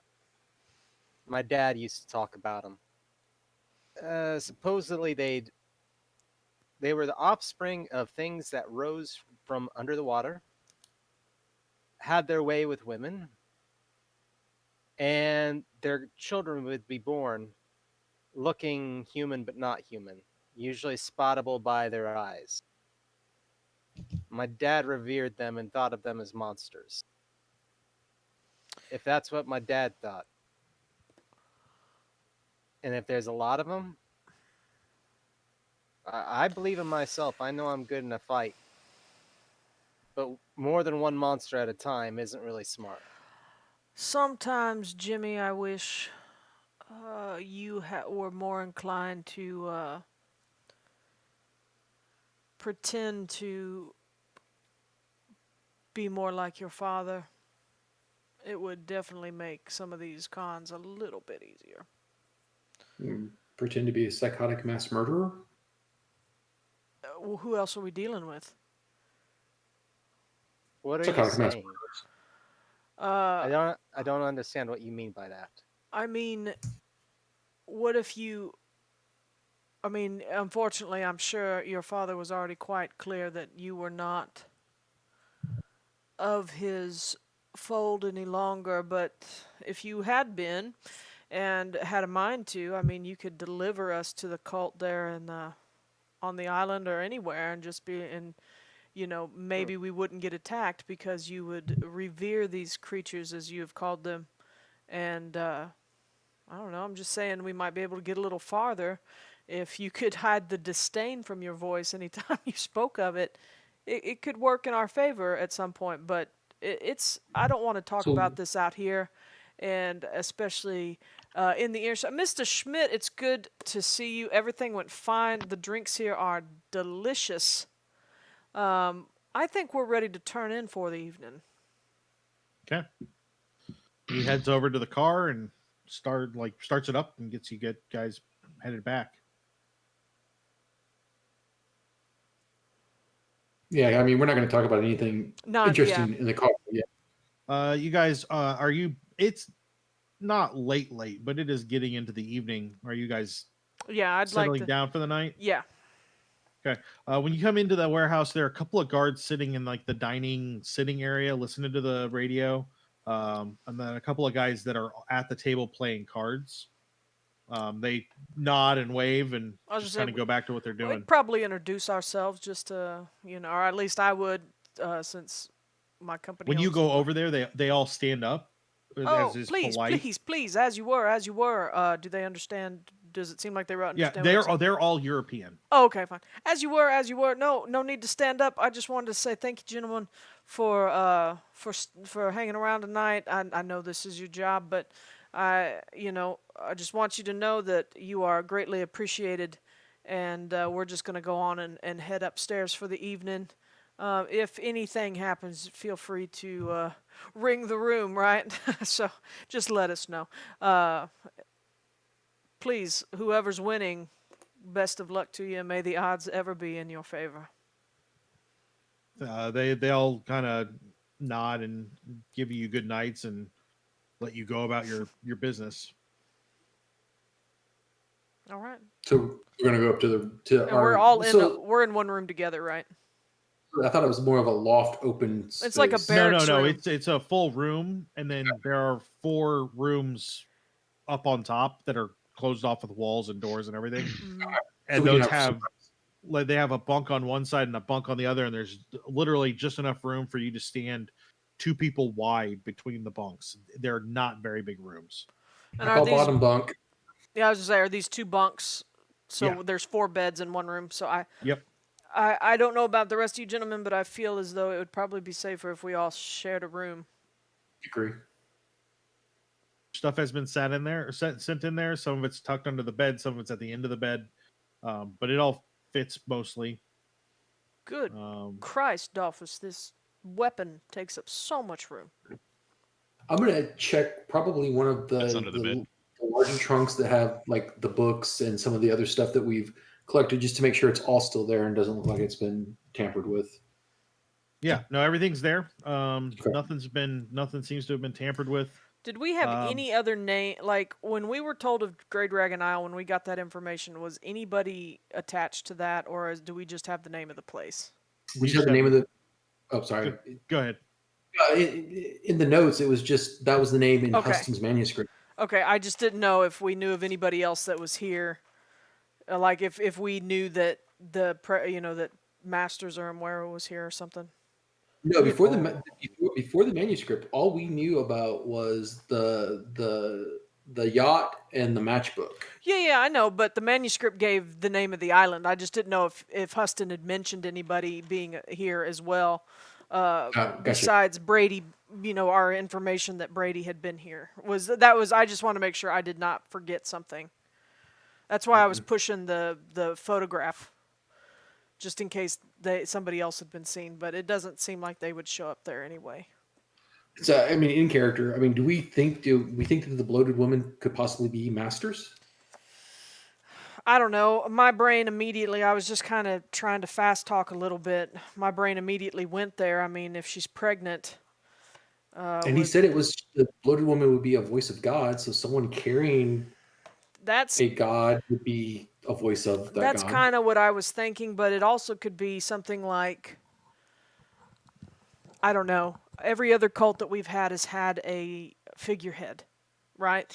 Well, he said that the Bloated Woman's been here for centuries. Sure, but so, I mean, as far as we can tell, so is the Bloody Tongue and the Sandbats. The Sandbats. Although we don't know, I mean, this is kind of out of character. So, the Bloody Tongue, I guess I always assumed was another description for Nyarlathotep because he's so sinewy and all kinds of gross stuff. Could the Sandbats perhaps be the flying polyps? No. No? Okay. Not from the way they're described in text. Okay, cool. And I don't remember the name of the other one. The Dark Pharaoh? The Black Brotherhood, which we know was... The brother of the Black Pharaoh? Black Pharaoh, not Dark Yeah. Pharaoh. This isn't a Yu-Gi-Oh card. Yeah. All right. So they didn't all have figureheads that we could associate immediately with. Kind of. Okay. So I mean, the Black Pharaoh was definitely in London. Nefren Ka.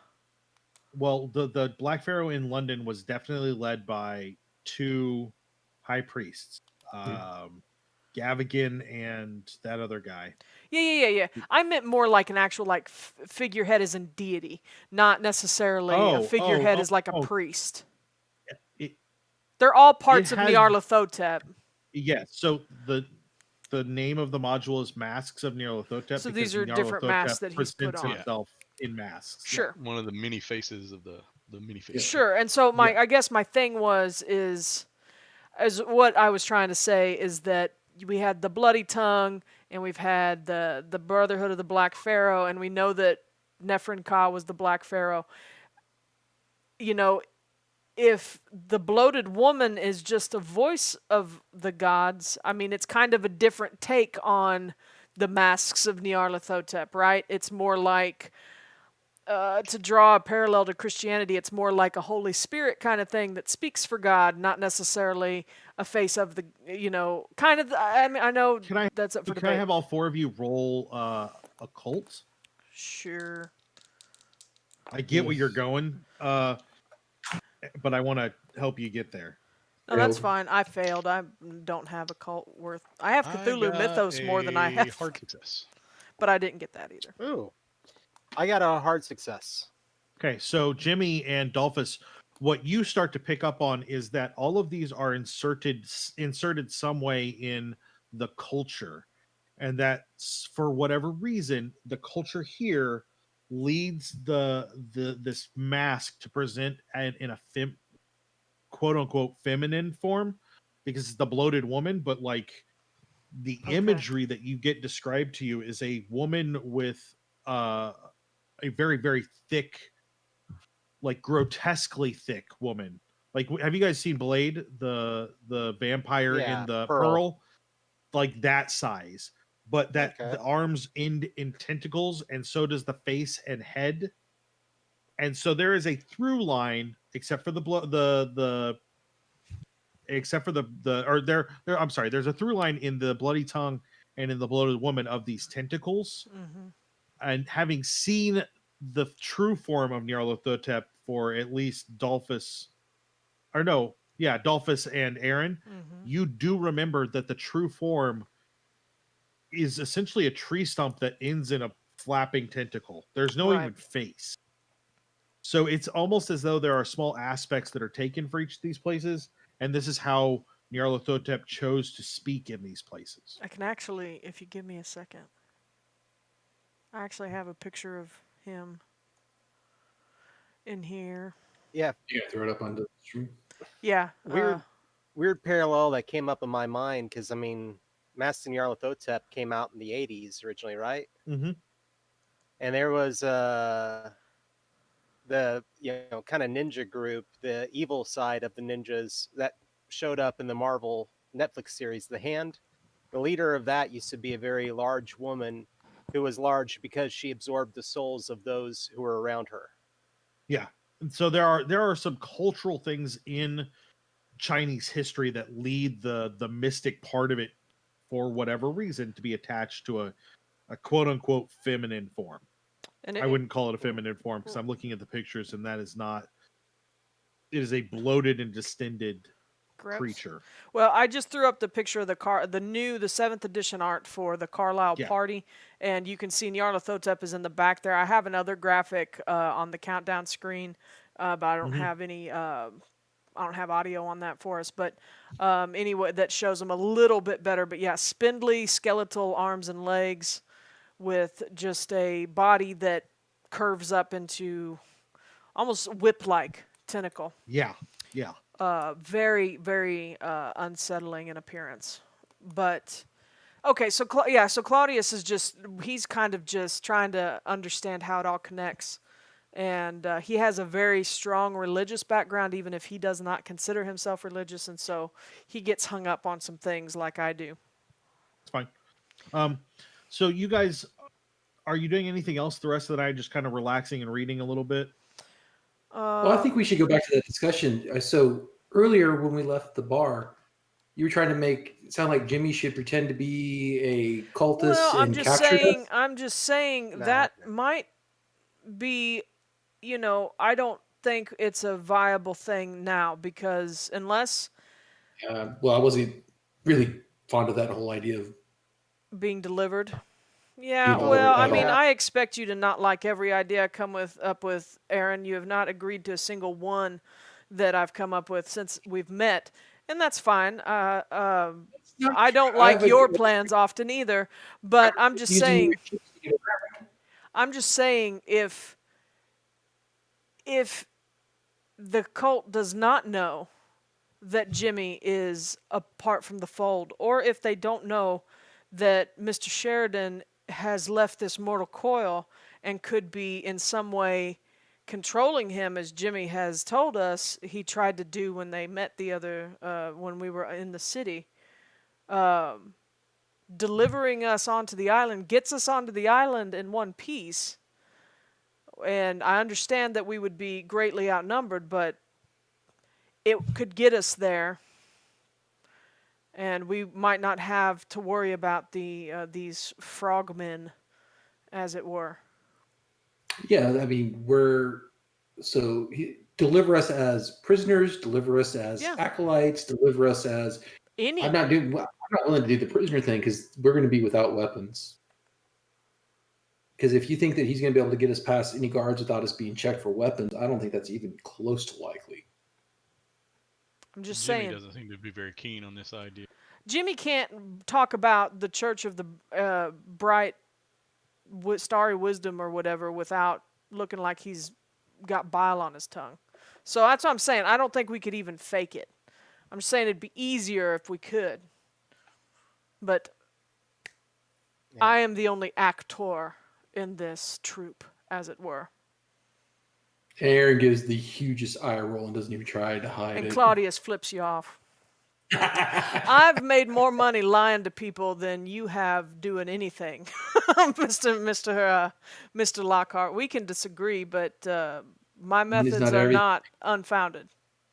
They're not unfounded, but not unfounded. And yeah, sure. You're good at planning. You understand how to lie. You understand business. I don't. But I understand cults. And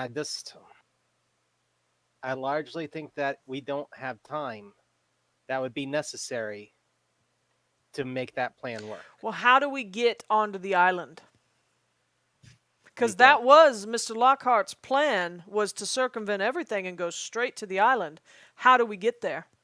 No. That wasn't the plan. That was just an idea instead of chasing our tails, trying Well, to find a lead. excuse We knew me. where to go. Pardon my misspeak. It was an option that was suggested. How would we make a plan from that if we decided to?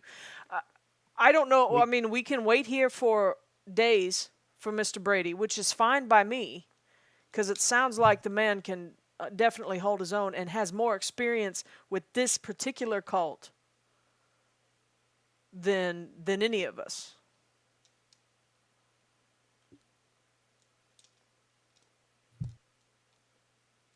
But what would you like us to do, Mr. Sheridan, with the knowledge we have of Ho Fong? You don't want us to go there. Not if that boat's there. And quite frankly, my suggestion would be, if that boat comes back here, goes to that warehouse, that's when we go to the island. Because part of their forces are going to be here. Let's see. Fergus said that boat every few weeks. Well, every few weeks the junks sail out to the island.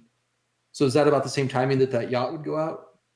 I don't Well, know. it's not. No, the Dark Mistress isn't a yacht. It's a junk. No, it is a yacht. Oh, I thought you said They that are two was separate the... things. Oh, okay, No, I thought you they said was that in a was the picture. Chinese junks. It's in a picture with the junks. That's how Oh, you knew it okay, was for Shanghai. that's where Yeah. I got confused. But Fergus told us that junks sail out there every few weeks. So is that the same timing that the yacht goes? Because if that's the case, maybe we can find out the last time the Dark Mistress has been in port, and we can gauge when it's going to be back. It didn't seem to be, or he probably would have pointed that out. Okay. Is there... Okay, so what I'm going to do tomorrow, gentlemen, is I am going to get a newspaper or whatever passes for one here, because we need to get some information about anything that's been going on here, because if these cults are nearly as active as the ones that you have encountered prior to my joining this little party, there should be something somewhere happening in town. Is that safe to say? No, that seems to be what it's been in England. It's Bar owner said friends of his have disappeared. That's going to be in the papers. So I think we need to get a newspaper. Ho Fong Imports is likely not going to be open tomorrow anyway. I am going to touch base. Oh, did Mr. Rumsfeld have anything for me yet? Yeah, there was a report kind of waiting on your bed. Okay. Just with an address. There's not a whole lot of other information there. Just like there's a note that says that he couldn't find a lot. Just that they are. There's nothing about the company legally that seems to draw any real attention. Okay, fantastic. Is there any information about who owns it? Ho Fong. That's the owner's name. That's his name. Okay. And he lives in the housing unit attached to the business. Okay. God, I want to try to go talk to him, but that's probably not smart. Another thing I'm going to try to do is I'm going to call one of my dock workers and see if they know the wharf master. Okay. And see if we can't get any information on the schedule, or if he's seen the Dark Mistress in that yacht, and if there's any kind of frequency to the schedule, or if it is just random. That will have to come to you tomorrow. No, that's fine. No, I'm saying this is what I'm gonna ask people. Sure. I'm telling them what I'm gonna do tomorrow, since we don't want to go to Ho Fong. Okay. And it's gonna be a Sunday, just in case they keep European hours here in this part of the city. Sure. Jimmy, how do you feel about you and I maybe scouting out that warehouse to see if there's anything that we can spot? Not necessarily going in, just finding out where it's at, where it's located. There's a lot of guards. Do you feel up to doing a little reconnaissance mission with me? That was my thoughts. Do you speak the language? No, but I'm not actually wanting to talk to anybody. I'm just wanting to get the layout of the warehouse, the fortifications, if there's guards, if there's. We won't be able to go alone, is what I'm trying to say. Well, we have guards that you can hire that speak the 'Cause- language probably far better than I. I would not want to crash your little recon party. The signposts, the buildings, these are all things that I can't do, and so finding our way there is going to be a problem. Understanding the building and the buildings around is going to be a problem. I mean, just saying. We could see if Schmidt's willing to go with us. I mean, he's got the bearings of ex-military. He would know what we're looking for. Also, thank you to just another guy named Harry for the follow. We appreciate it. Oh, nice. Thank you. Yeah. I mean, it's something that we can do on Sunday. I mean, there's going to be less business, so it may or may not be easier to get the lay of the land. But I mean, if someone asks us what we're doing and we got Schmidt with us, we can just say, hey, we're looking for property to do business with. I gotta ask, is that I just, I don't know. I mean, I'm willing to go, but I just think a lot of the idea that business doesn't happen on Sunday, is that just, in my opinion or my understanding, more of a European thing? It the is, but ones- you're in the international section, which Right. is the European section, There's lots and of is Europe here. and a lot of the import-export business, even run by the Chinese, is still run off of European business. The I don't know. So the Opium Wars led to large portions of the Chinese government being dissolved and replaced by British support.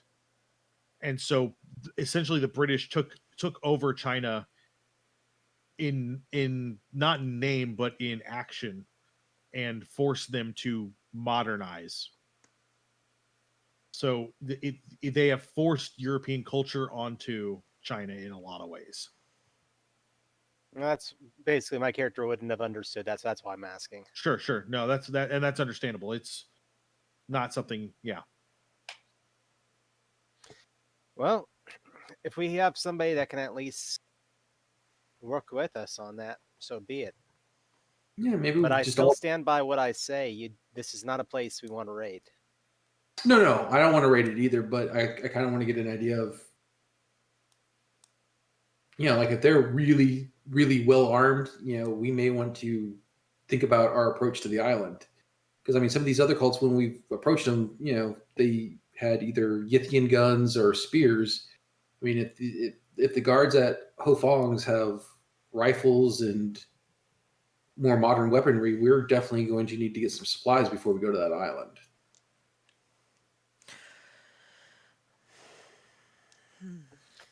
So be it. I would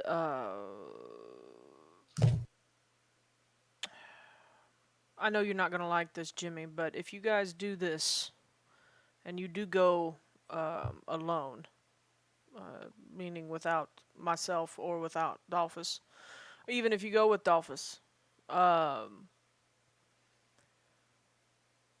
if you check it out tomorrow and it is indeed empty, I feel as though your private investigator skill set, Aaron, may prove to be quite useful. I mean, it could be. I mean, and I would be hard pressed to pass up the opportunity. All right, as long as we're on the same page there, because we could use information from there if we could get it safely. And I'm not proposing just the two of us to go. I mean, you would be a great cover for us, Dolphus. I mean, your your company here is known. I mean, you could just be looking for areas to expand into. I mean, it would give us a reason to be out. You mean Claudius, right? Claudius. Claudius, Sorry. yeah. No, that I understand. I knew who you meant. I would. I'm looking. Claudius is looking through the report that Mr. Rumsfeld left, Mhm. And I am tempted to perhaps place a phone call tomorrow to Mr. Fong and see if maybe we can't meet. Does that sound like something that we might be interested in doing? If I bring an entourage with us of a security detail.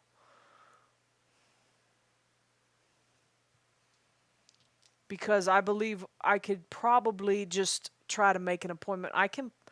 You know me, I can play the brash American businessman that just bowls into a situation.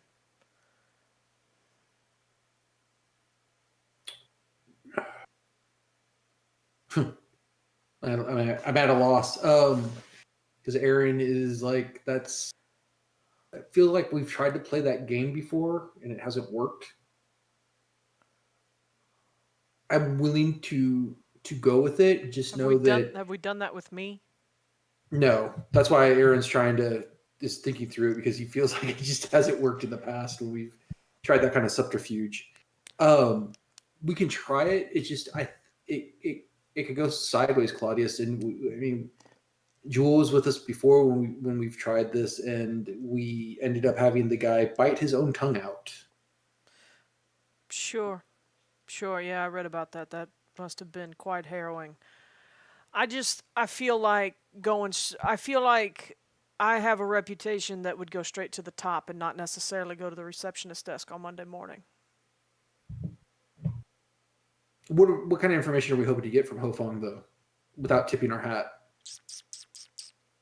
What kind of deliveries they do around the island, around Shanghai, and hey, we have a dedicated courier service. We would love to make a partnership. I could even play that I'd like to buy the company and I do feel a like merger. the moment that you mentioned Grey Dragon Island to I won't Ho mention Fang- Grey Dragon Island. I will say around Shanghai. Roxanne misspoke and said the island, but I meant around the city. Or I would even find deliveries around the coast because I mean that's honestly what Sure. you'd be more your company's position would be more suited for. Would they like to expand their business area? Because all I know is that they have a specific clientele, and I don't know much about them, and I'm here on an information gather. In business, we do this all the time. It's just kind of a meet and greet, and they're not competition now, but they could be. I'm just saying these are things to suggest. If y'all want to go stake it out tomorrow, I'm 100% fine with that. I'm gonna find a newspaper and see if I can't dig up any. I'm gonna spend tomorrow researching. Well, I mean, there's no reason why we can't do both. We can still stake it out on Sunday, and then you can get an appointment with Mr. Fong on Monday. Sure. But I'm also going to just look at a newspaper first thing in the Yeah. morning. So, Oh, definitely. And Claudius probably looks quite tired after the cargo ship ride anyway, and all the discussing and things like that. Being that this is a European thing, there's not telegraph here? You said, Matt. There is to China, but not to Europe or Okay, cool. America.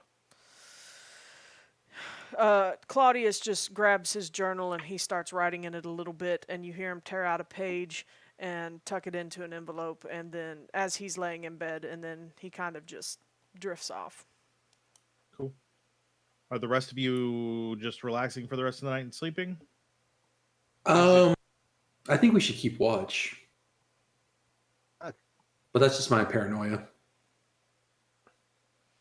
I mean, possible to get a newspaper? I want to get Not one in the this late morning. at night. Yeah, not this late at night. That's why I'm getting one I in the just want to morning. get my Dalphus. map from the guy, and I want to start at least memorizing streets. Sure. At least the shape of them, Yeah. the way they move, things like that, so I can use my navigation skill here. Yeah, no, that's fine. So are you guys setting a watch? Claudius is asleep. He's fully trusting the guards. I'm going to stay up for at least 3 hours until I feel like I know no one else is going to want to do a watch. They're going to trust to the guards. So I'm going to stay awake for at least the first 3 hours to make sure nothing happens, and then I will drift off to sleep. Yeah, I'm gonna make some notes, do some reading, get some sleep. All right. I need everyone to give me a listen check. You'll all have a penalty dice. Aaron, you'll have 2. So I'm doing. So 3? you'll Yes. run, you'll roll 3 dice. Whichever one is the worst one, that's the one you take. But Aaron has 2 penalty dice? Yes, because he stayed up extra long. So he's a little more tired when it happens than the rest of you. Woo! I Well. either got a 3 or a 33. So, well, I got a 33. 94. I got The worst I got was a 94. 41. I'm going to spend 4 points of luck to get a success. 1, 2, 3. You said this was what? Listen. Listen, Okay. Regular success. That 3 would have been Same here. glorious. Tentacle Greg actually gave us a reroll, Ooh. usable by anyone that Oh. needs it. Well, we've gotten 3 successes. Do we really need? Well, we'll another just put it on. We'll put it on the table. Sure, we can hang on to that, and that's I fine. got it here. If somebody needs We it. got 3 regular successes. Is that what I heard? Yes. Okay. So, Without the penalty, I would have rolled a 1. Nice. well, then we'll say you're the one that wakes up. You wake up to what you hear is like a small, like, scrape of a chair. There was not a chair in the room when you went to sleep. And you kind of look without moving, and there's a man on a chair in the room. Just sitting there. And I was asleep in Yeah. the bed. All right. I roll out of the bed, grabbing the rifle that was next to me, and point it right at him. He kind of just sits there. Says the rest of them probably should wake up too. And though the other 3 of you hear that, because I'm sure that Dalphus is like right out of sleep is not the quietest when like No. combat rolling out of bed. So And they definitely heard the clack of the bolt. Right. yeah. He said, and the man opens. He's in like a suit and tie, but it's kind of well traveled, and he uses just his hands, and he opens it, and you can see an inside like holster that is empty. And then you realize that when you were rolling out of bed grabbing that rifle, on the bedside table there is a large caliber gun that was not there when you went to sleep. Claudius sits up in bed. Does he look like Jack Brady? Yeah. He looks a little bit older and a lot more harried. Like, you know how Aaron looks when he gets really paranoid? Yeah. Like, Yeah. that's exactly what he looks like. I think I recognize him from the photos. Then I kind of rub my eyes and narrow at him a bit, like Brady. Claudius Yeah. reaches over and clicks a lamp on. McChum let me know you were looking for me, and now McChum is dead. Well, shit. Well, And that's where we'll end tonight.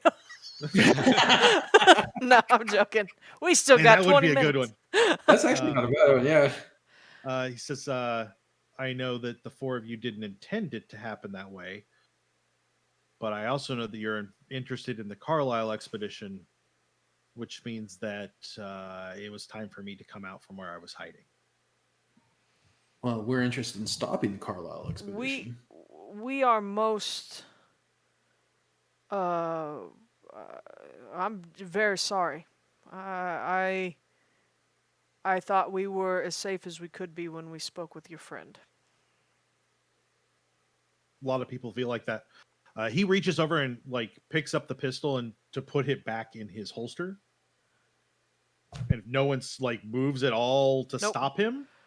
I reached for I'm my not. gun. Though. I hadn't taken the gun off of him in the first place, so Are he you goes gonna to put his away. When he puts his away, I'll Yeah. set it down. Yeah, he puts it away. And he says he kind of leans back and he says, "So I'm going to explain some things. I'd like it if I could get through the whole explanation at once, because all 4 of you are going to have questions all the way through. Let's just hold on to those, and we'll go from there." I'll stand up. I'll stretch it back. Like I'll make some Claudius coffee. gets his notebook ready and smooths his hair.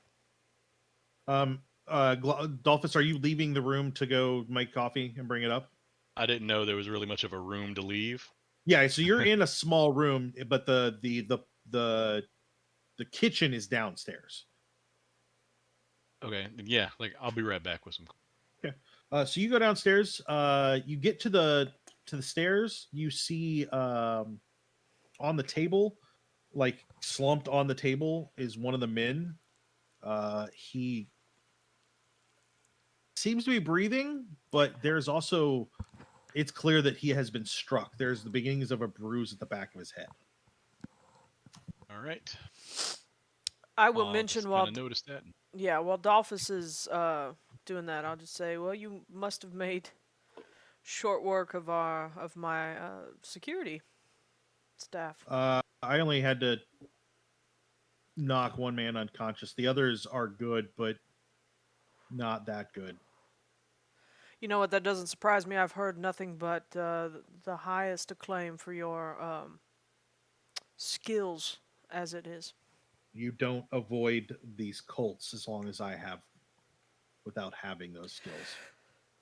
Believe me, I wish I wish we had them. So Dalphus makes coffee, brings up 5 cups, I assume.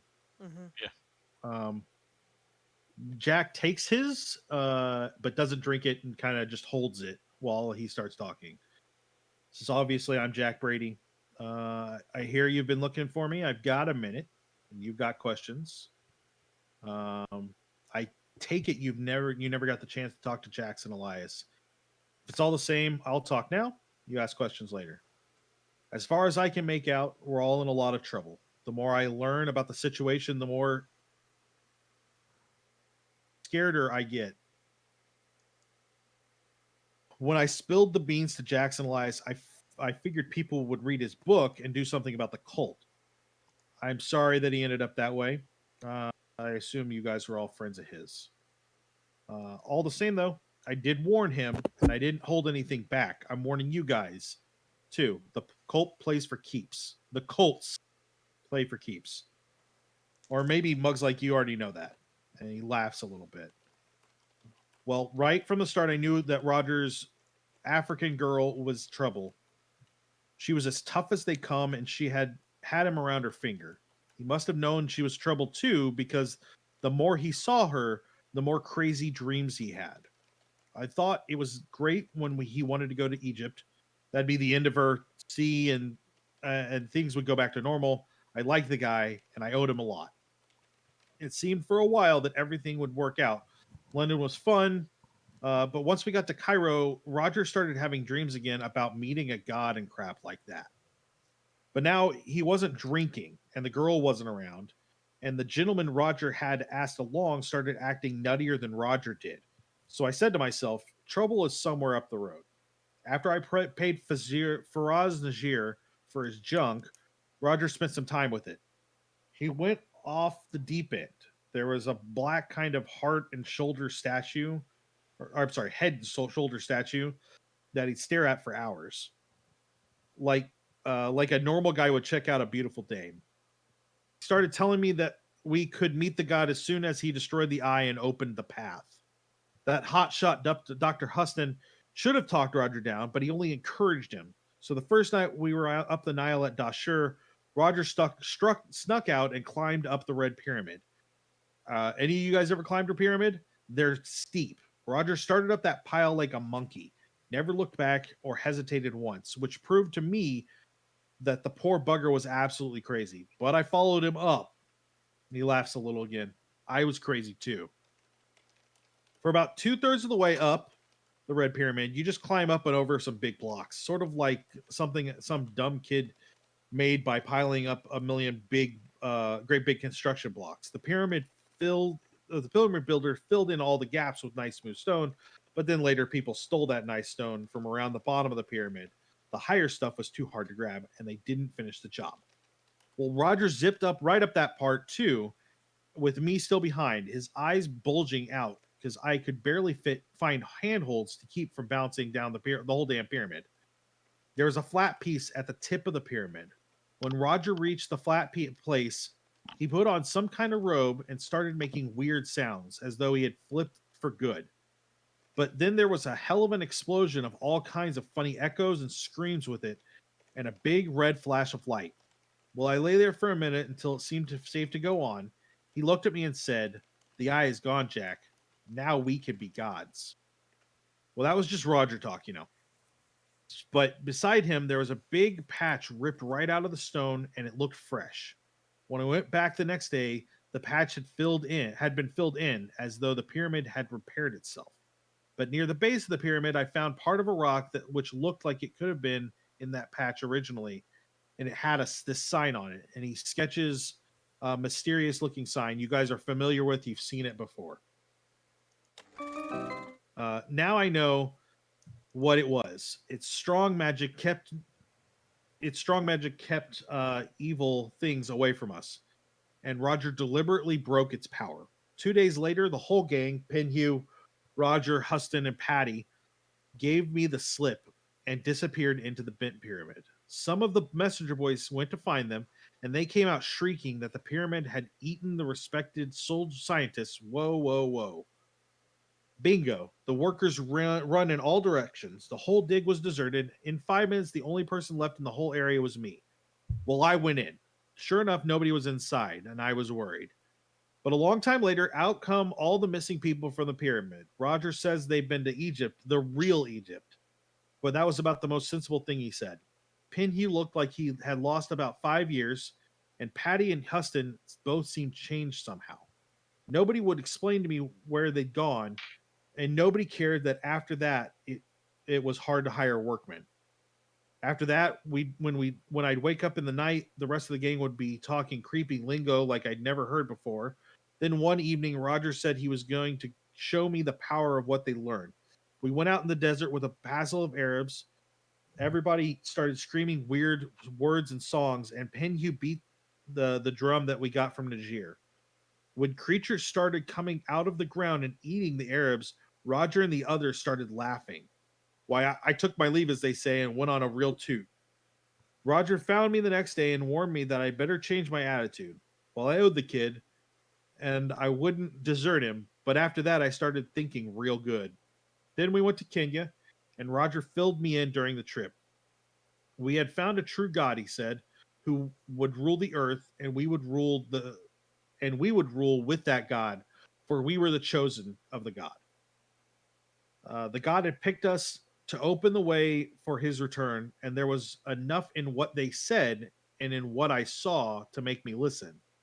Every week, Pinhue seemed a little younger and a little livelier. Patty was sick a lot.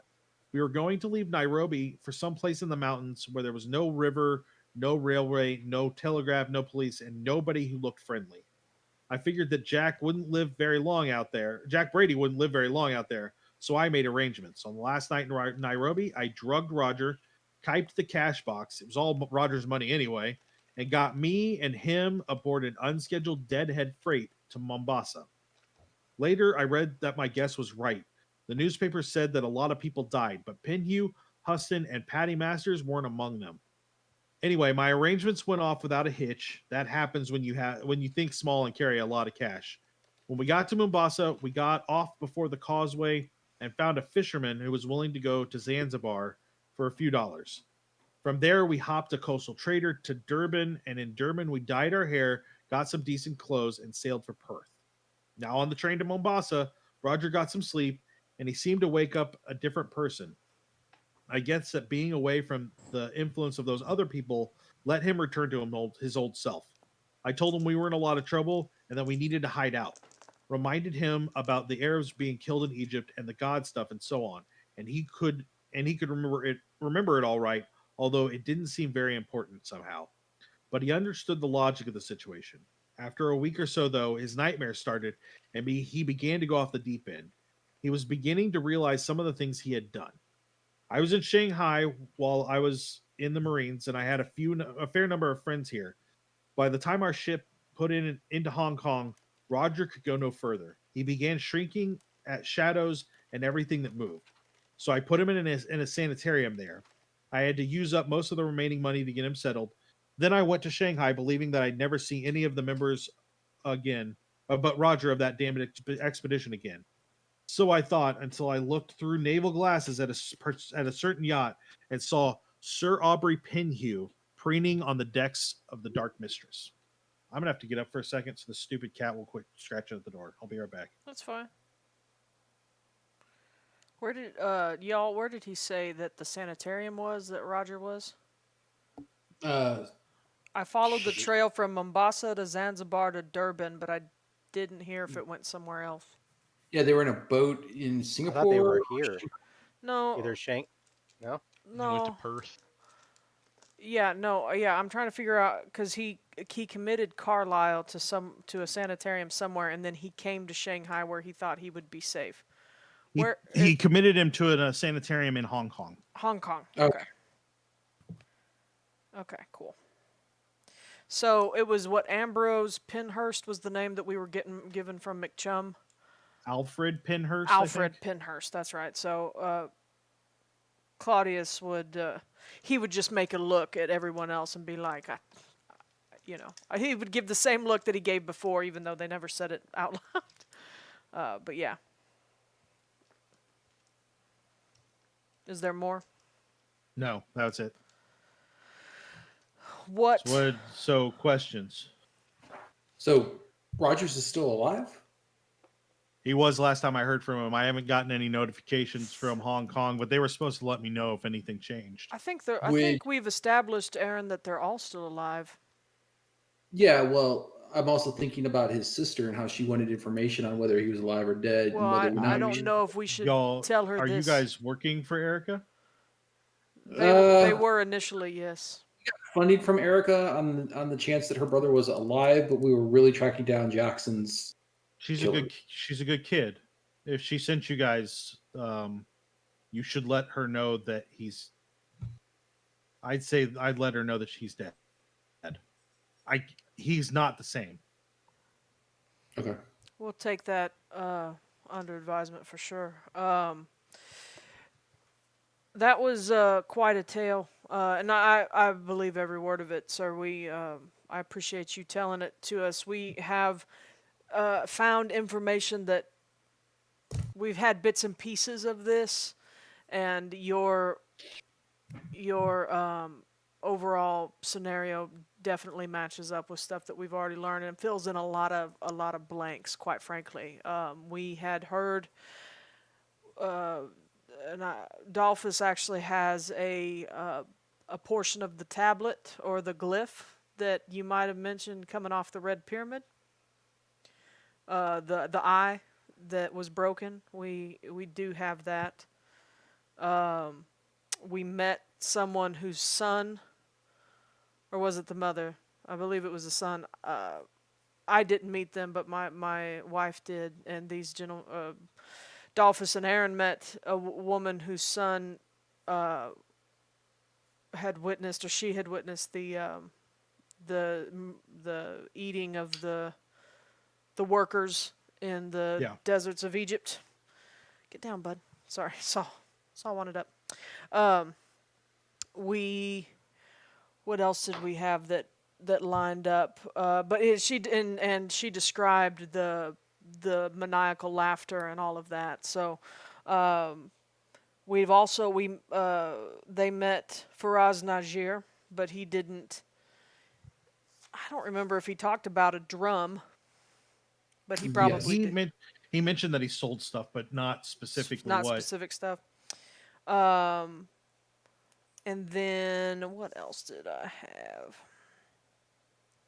have? We know that, or we have a manuscript from Dr. Huston, who you might be inclined or might be pleased to know he has been dispatched, at least as far as we know, as sure as we could be, he has been dispatched, as well as one of his lieutenants in Australia. Good. And we actually recovered the manuscript, and where he was at in Australia was one of the places that they're trying to use for this ritual. Yes. And hopefully we've shut that down for the time being. So we're actually here looking to shut down this location if we can. We would appreciate any help that you might be able to offer. I've made some friends. Before I found out you were here, I was planning to assault the island and kill Pinhew. We would At bare love to minimum, he join needs you. to die for what he did to Roger. But also, the cultists there are just one of many groups in Kenya and London and Cairo, down in Australia, India, Japan. Ooh, then you'd be happy to know that we shut down Well, what was in England. At least we killed the 2 high priests we there. did our they and I pull out some other news clippings and stuff that Jewel had saved. Yeah, they had. I keep forgetting Claudius wasn't there, but it was all over the Remind me, papers. didn't we kill Pinhew? Yep. No, No. we Gavigan. killed Gavigan, Okay. and Who Gavigan ran had the a Pinhew letter. Foundation. Yeah, at Yeah. the Pinhew Foundation, and he was Gavigan writing a Huston. letter to Pinhew, but we did not know where that letter was headed. But yeah, they dealt with at least the Cult of the Bloody Tongue and some of the Brotherhood of the Black Pharaoh in London, and then they They actually may have different names, but they're all the same.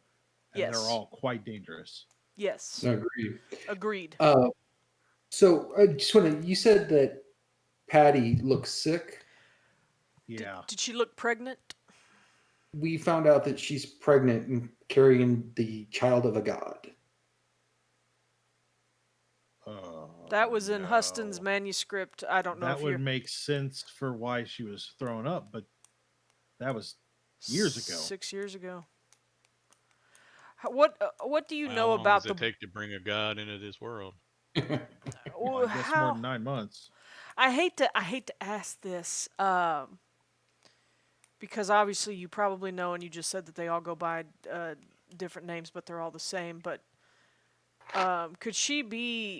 could they be working some sort of weird manifestation of this bloated woman? It's my understanding that there is one singular, for a better word, God that they worship, and that just manifests in different ways. Okay, that's Patty's fine. not the- I just I just can't get the side of a 6 years pregnant woman as being anything but looking bloated. But Yeah, well, I would assume it's much like the Greek gods, like they always came to Earth and then looked different sure, than their true forms. I assume it's something like that. that makes sense. What do you know of the location of Imweru? Because she was also mentioned in Dr. Huston's manuscript that she would. left. She left New York before us. I have no idea where she went. So she was not in Egypt with you. She was not, and there was some hints and indications that she was going to meet us in Kenya, but we never got that far. Have you been keeping up with any of the news out of Egypt? No, I have not.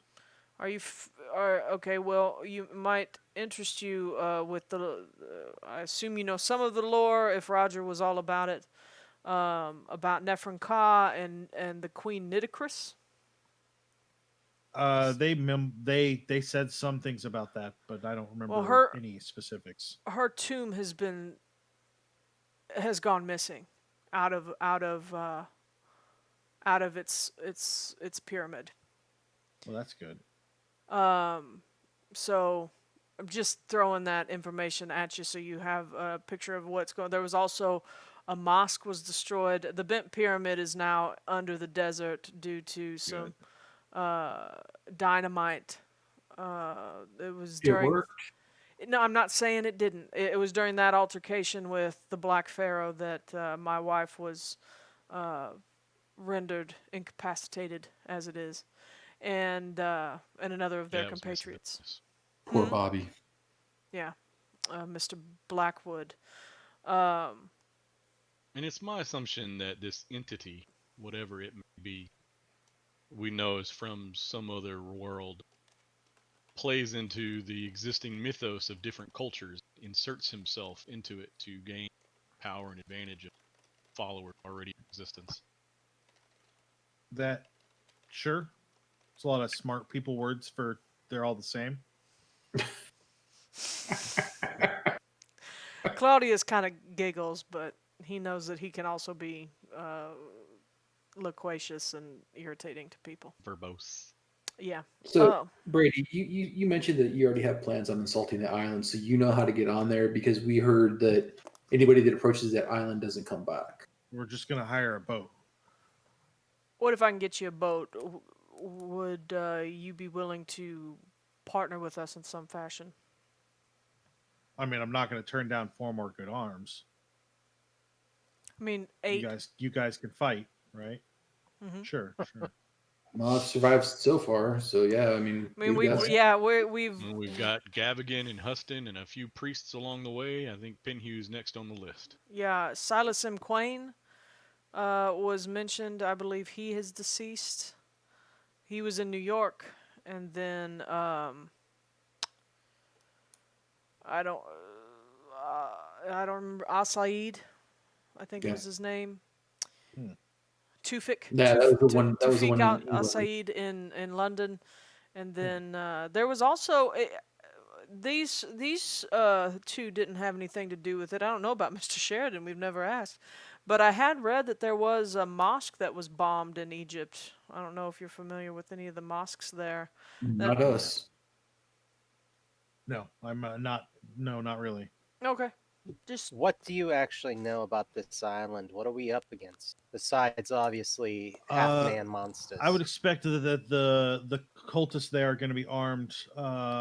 They like to use a club here, and I would expect some of them to have rifles, if not all of them. Huston has been shipping a lot of metal parts, like worked metal. Best I can tell, for some sort of tubular construction. I'm not quite sure. I have seen the type of creatures that they bring, and I've also seen the crew of the ships. I'd be leery of getting in the water.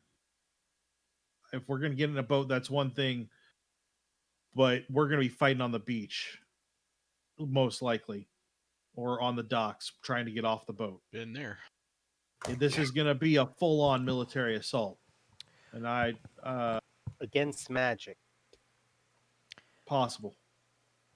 well. Okay.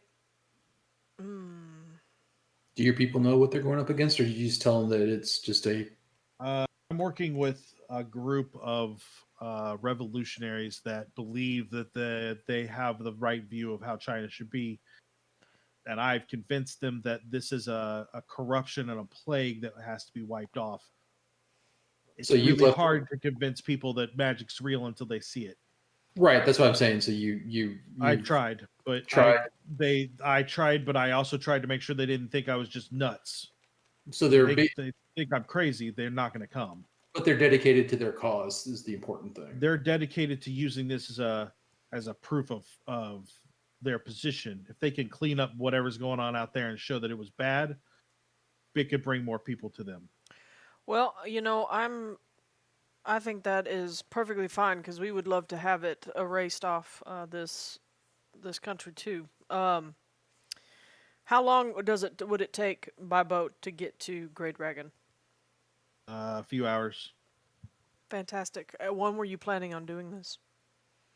I was waiting for the new China group to finalize what they had going on, so probably next week. But we can move that.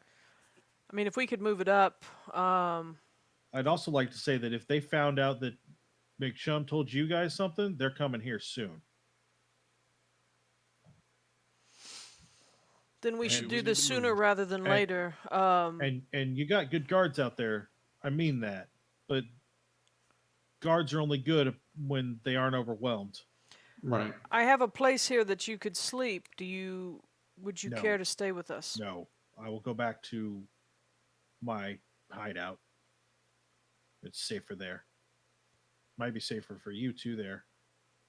Are you willing to let us come with you? Are you going to be able to get there without being caught? Because I'd be more concerned that you would draw their attention.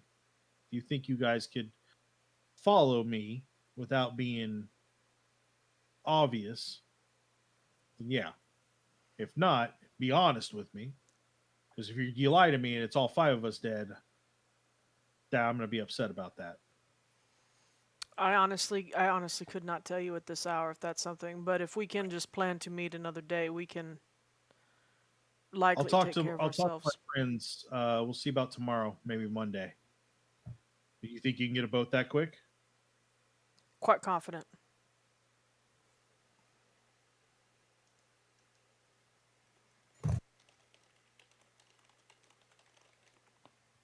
Did we lose you, Matt? No, I'm still here. Okay. One quick question before you go. I don't believe we've asked you yet. What do you know of Ho Fong? He works with them. He's funnels things that are shipped in out there. Any point in us checking his warehouse out? I mean, if you really wanted to kill him, you might be able to slow them down here on like he leads the cultists here in town, but he seems pretty protected where he's at. Okay. No, that's wonderful information. That saves us a little time. I think I think this is actually one of those times where we should just lay low tomorrow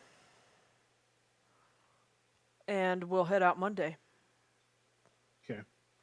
Is there somewhere that I can leave information for you for the ship? I will meet you here tomorrow. Same time as now. All right. Sounds good. That's going to do us this week because we're a little over. We are. Yeah. But it was good. Loquacious planning earlier. Yeah, sorry, y'all. No, it's okay. It's okay. So we'll be back on tomorrow. I'll be back to do Matt Plays. And then I'll be over on Saturday. I'll be over on Nerd Asylum.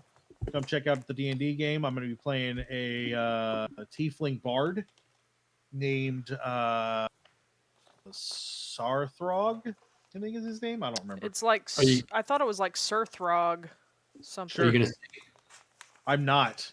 Oh. I believe that bards are better as motivational speakers.